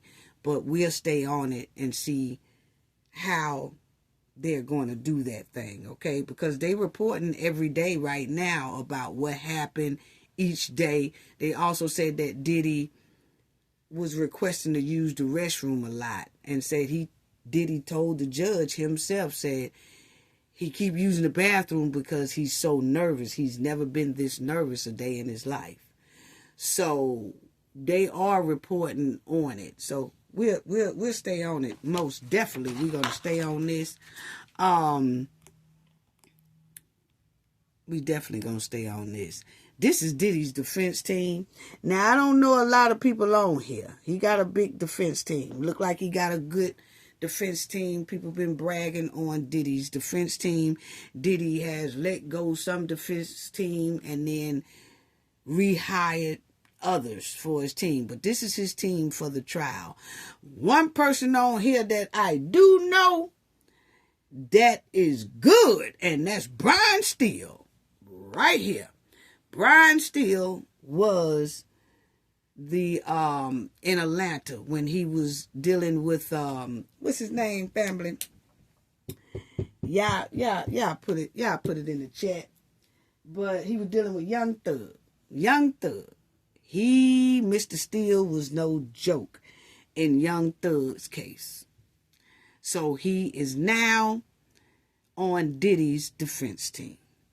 And Mr. Steele don't play. He gonna find every little hole, loophole, everything. I know that about Steele. I don't know about the rest of them, but they say the rest of them is good as well. But that's Diddy's defense team. Yes. Wow. Okay, so now I want to go to this right quick, and then I'm going to have to close out. But this London Thomas, she was 17 years old, and she was found deceased in the car and said she had been in that car at her demise for 2 weeks in that car in a driveway at somebody's house. Okay, let me give y'all a rundown right quick.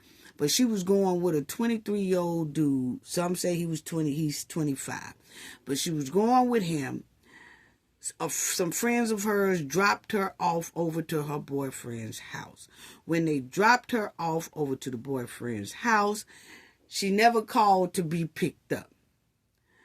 So it wasn't till, I guess, some days later, they reported her missing, and she was missing. And then later on, they found her in a driveway at a house inside of a car. Okay, wow.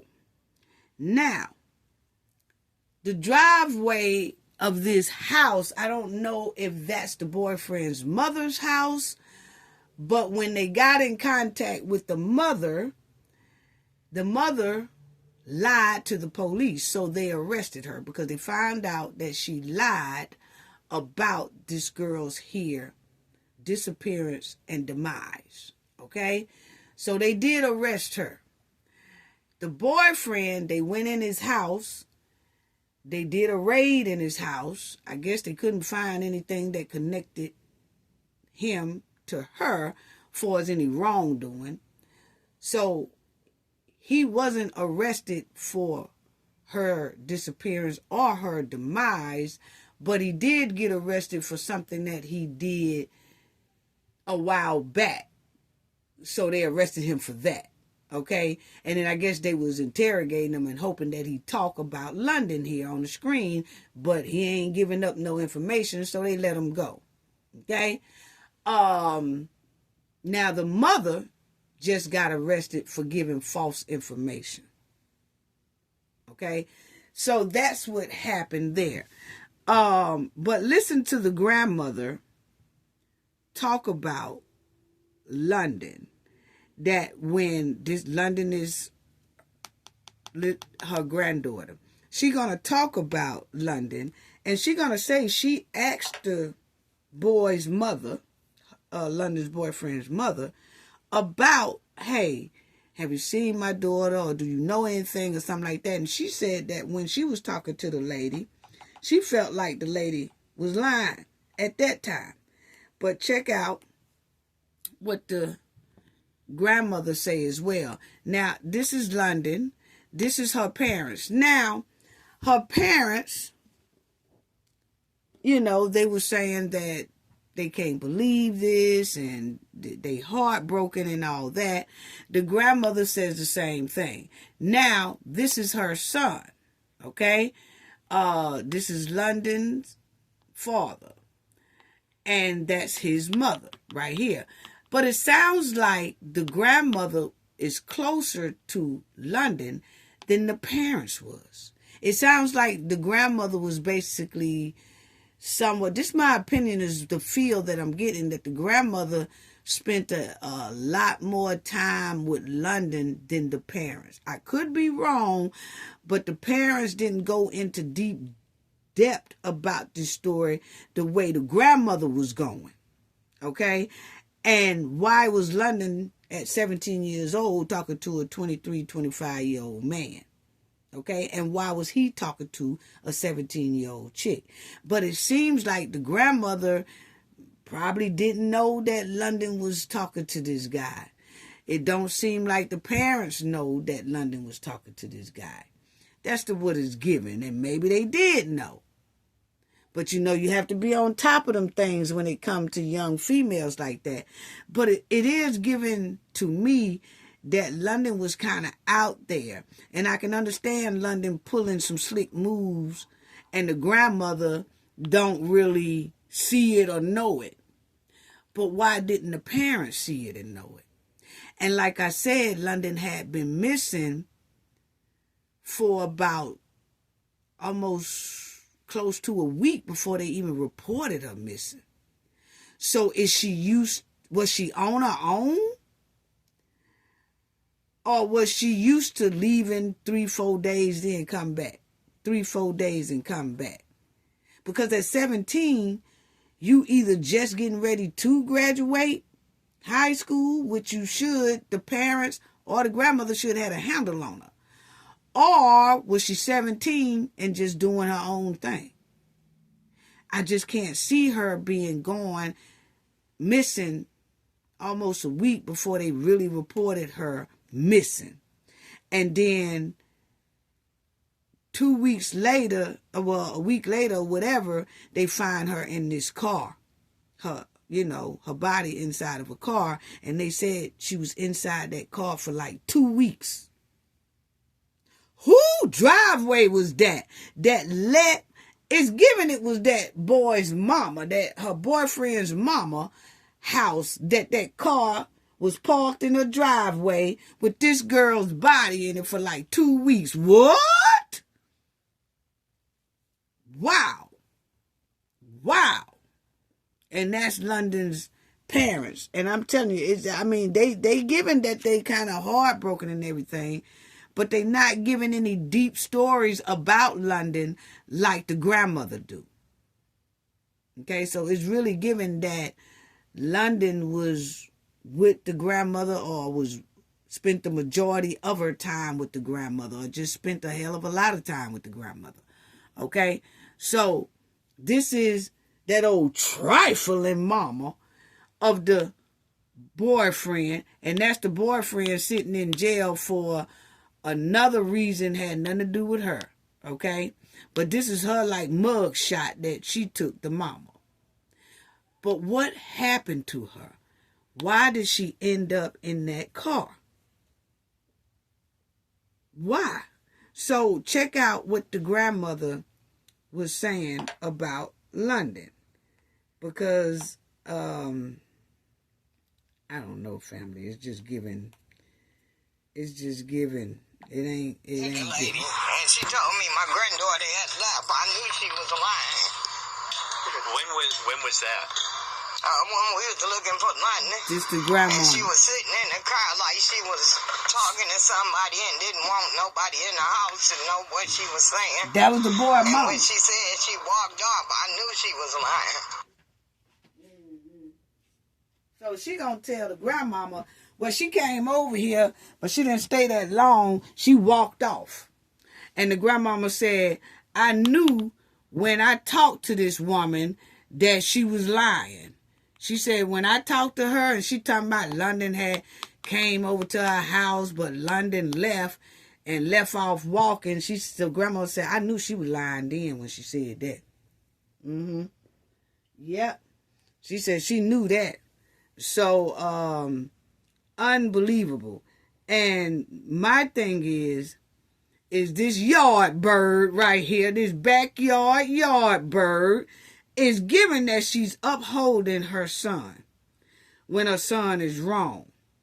And is given she's part and participated in his wrong and his evilness. And is given they both trifling.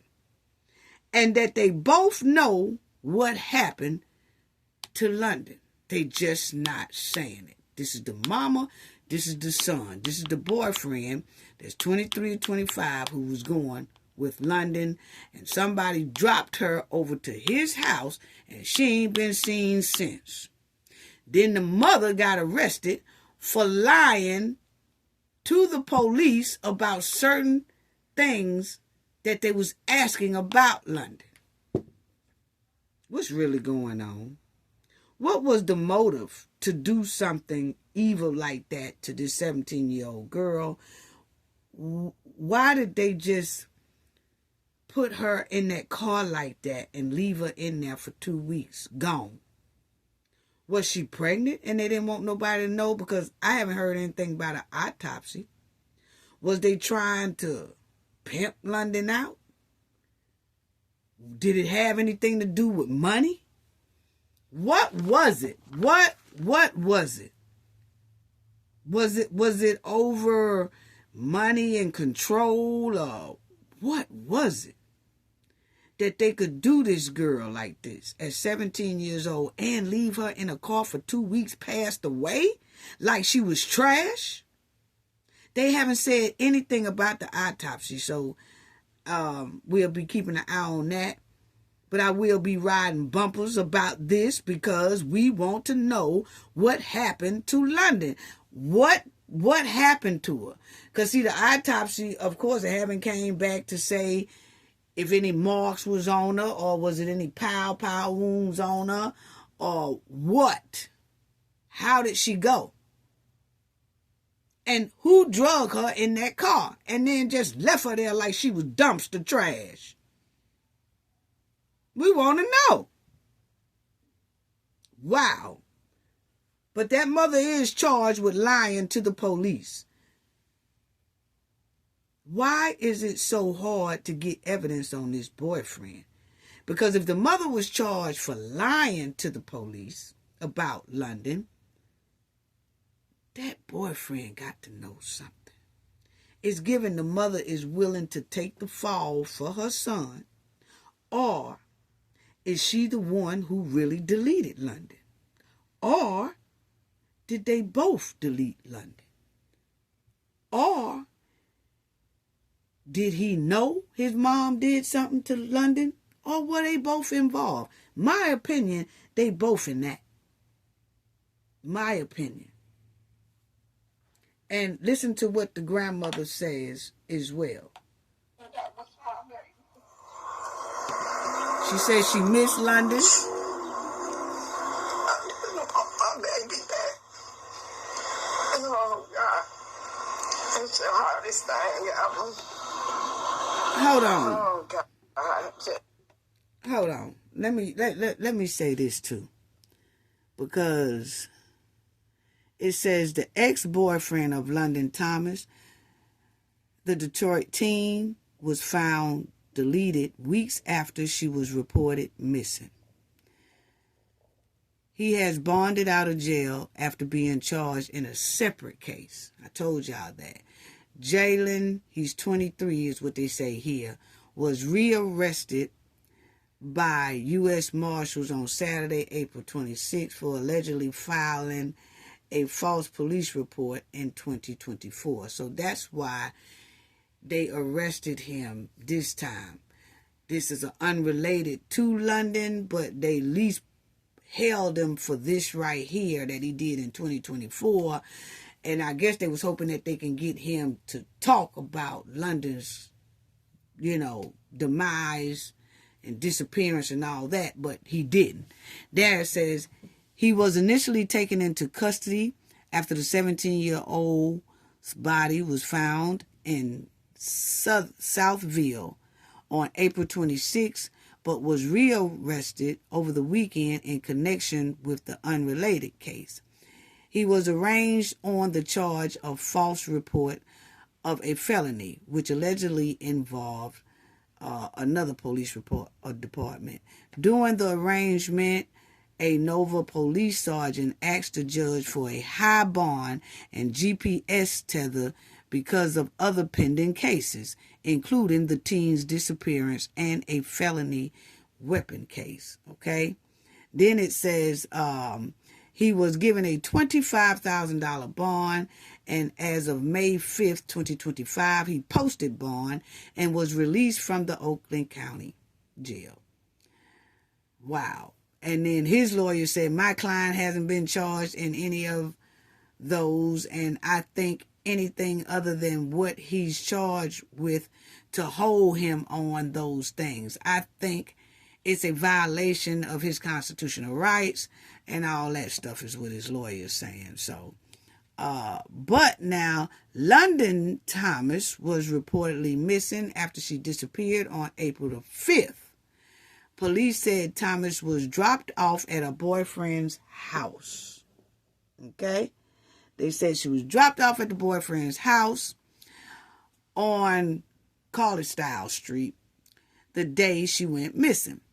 The search lasted weeks and included the FBI going through Thomas' ex-boyfriend's house. The ex-boyfriend's mother, Carla Pendergrass, 48, of Clausen, was charged Friday with lying to a peace officer in connection with Thomas' death. Okay, so she was arrested and charged with lying about the death. Now, Carla Pendergrass was issued a $50,000 bond. So how's the son? See, he got arrested on an unrelated case to London. So he got out on bond for $25,000. Here go the mother. She is charged with lying about London's deletion. And she had a $50,000 bond. So her bond higher than the son. And she must wear a GPS tether if released. She is expected to appear in court again on March 7th for a probable cause conference. When London Thomas' body was found, Michigan State Police didn't reveal any of the circumstances around her demise, but had arrested the ex-boyfriend and his mother as they were believed to be involved in her disappearance. Neither has been charged in connection with the Thomas case. Well, you see that the mother had been charged with lying to a peace officer about Thomas. Okay? So that's kind of messed up. But they do say if anyone have information about anything pertaining to this case, to call the 313-596-5840 Crime Stoppers. Okay? But it's just real sad, But listen to what the grandmother said about London, because she said she missed her. Oh, God. Not knowing what she went through, that kills me the most. What she went through.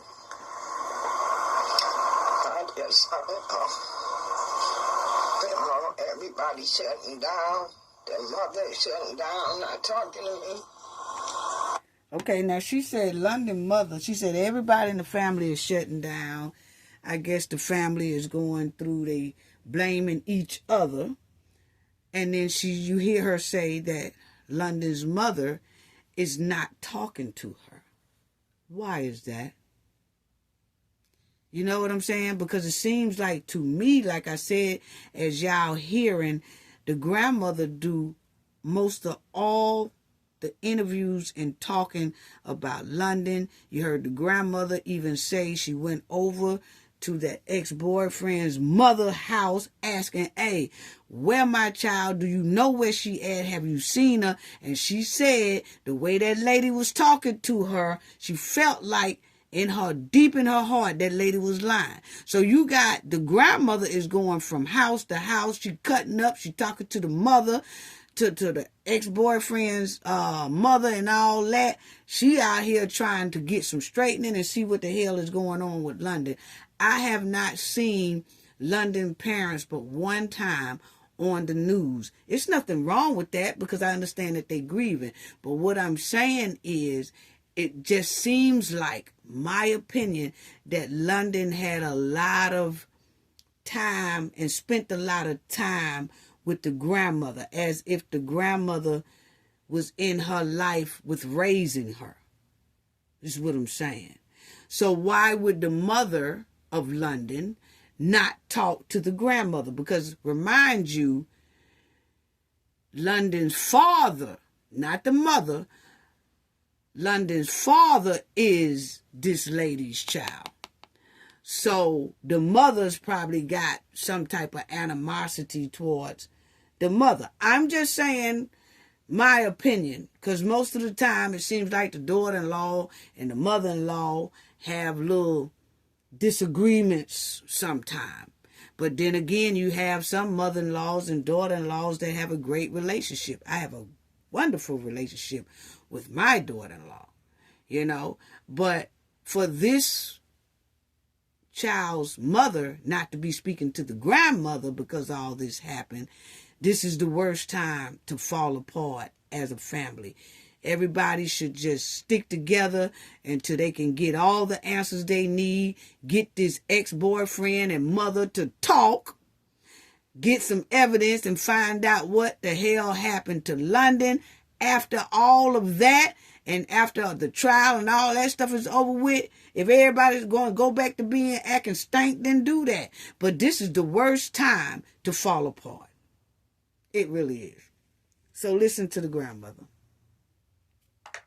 Oh, God, it just hurt. It's hurt. I just want my baby back. Oh, she always say, when I get old, your daddy ain't gonna tell you. She say, I'm gonna take care of you, Grandma. And I always try to do the best I could, teach her the right from wrong. I just miss my baby. No, I'm not gonna ever get that call again. Oh, God.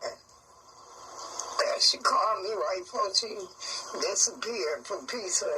I sent her $20. And she called me back and said, thank you, I love you, Grandma. And she did get to tell me she loved me. Now, grandmother just said that London called her the day before she came up missing and deleted and all that. Said, Grandma, I need $20 to get some pizza. And the grandmother said, okay. Her grandmother gave her $20, and she said the last word she heard from London was, thank you, Grandma. Boy, when I get me some money and stuff like that, I'm going to take care of you. Why didn't she call her parents for $20?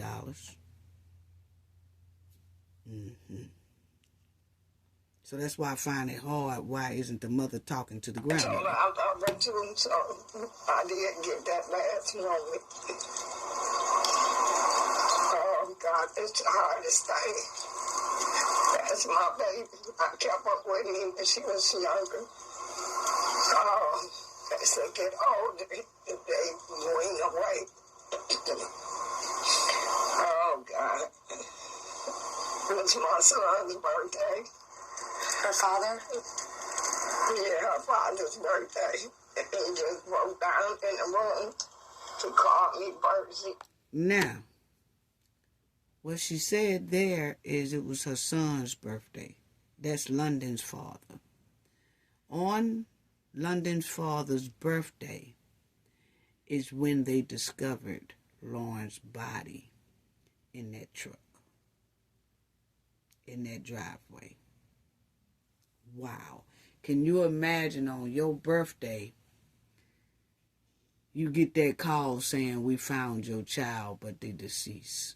So every birthday now is basically not a enjoyable birthday, because it's a blessing day that you was born, but it's also a horrible day that your child was found on your birthday deceased. Wow. He didn't come tell me. He called me and told me. And the house was just in an uproar. We went from trying to enjoy that day to just purely hell. They just said they got 2 people. I don't know who they are. What are you hoping happens these next couple days? Oh, God. Well, I want her justice. I want them to do the most time they could ever see in their life for killing my grandchild. And I just want London to be put away decent, nice. I want her to go ahead and get buried. But she where it happened at 7:30 tonight. And this is the house that London was found in. This was the driveway the car was in. I'm thinking this house was that boy's mama house. I don't know. They didn't really specify that. You know, but she was found there in the driveway and had been in that car for 2 weeks, gone. Who was walking? I mean, was it a car that wasn't running? Or was it a car that was running and then they just said they was driving it with her in it? I mean, I just can't wait to hear more about how all that went on. You know what I'm saying, family? Come on now. These right here is dumpster trash.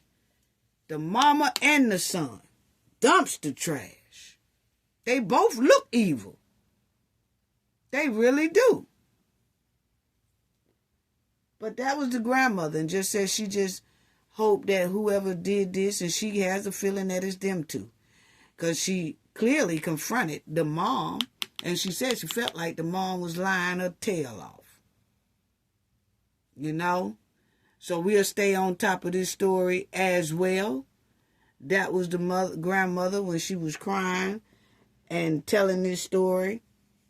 And, you know, our hearts and condolences goes out to London family, and may she rest in peace. But this is so sad. This is so sad. You know? It really is. Thanks for all your help and support and helping us look for her. Oh, that was the hardest thing I had to do in my life, look for my grandchild. I just want to thank everybody for all their help and support. So, her grandmother says she want to thank everybody for all their help and support that they have shown her family. She's also thanking people like us here, pushing the story out, you know, pushing awareness so that everybody will know about London's story and what happened to London. And like I said, if it wasn't for y'all as well, these stories would not get pushed out, because it's the supporters that comment and they hit like, and then the video pushes out, and then the awareness start. People start being aware of these people's stories. And then when it draws attention, then things seems to happen. Justice starts to happen. Attention start getting on to the story, to where then everybody start acting right and doing their job with finding justice. Because right now you have a damn mother out here that was charged for lying to the police, but nobody is being charged with London's demise. The son dating Lauren at 23 years old, but for some reason he's scapegoating and he's only being charged for something that he did in 2024, not London's disappearance. So, is anybody going to get charged? So that's why we need to keep talking about things like this, helping others get justice. And I really do appreciate all of y'all support for hanging in there and helping being a part of getting justice for some of these families and bringing awareness to certain stories and situations as well. My heart truly says thank you to you all. Thank y'all so much. This is so sad. And as y'all will see right there, it says the ex-boyfriend of London Thomas out on bond as investigation into teen's deletion continues. So he's out on bond, but he's out on bond on $25,000 bond, but it's not for London. Wow.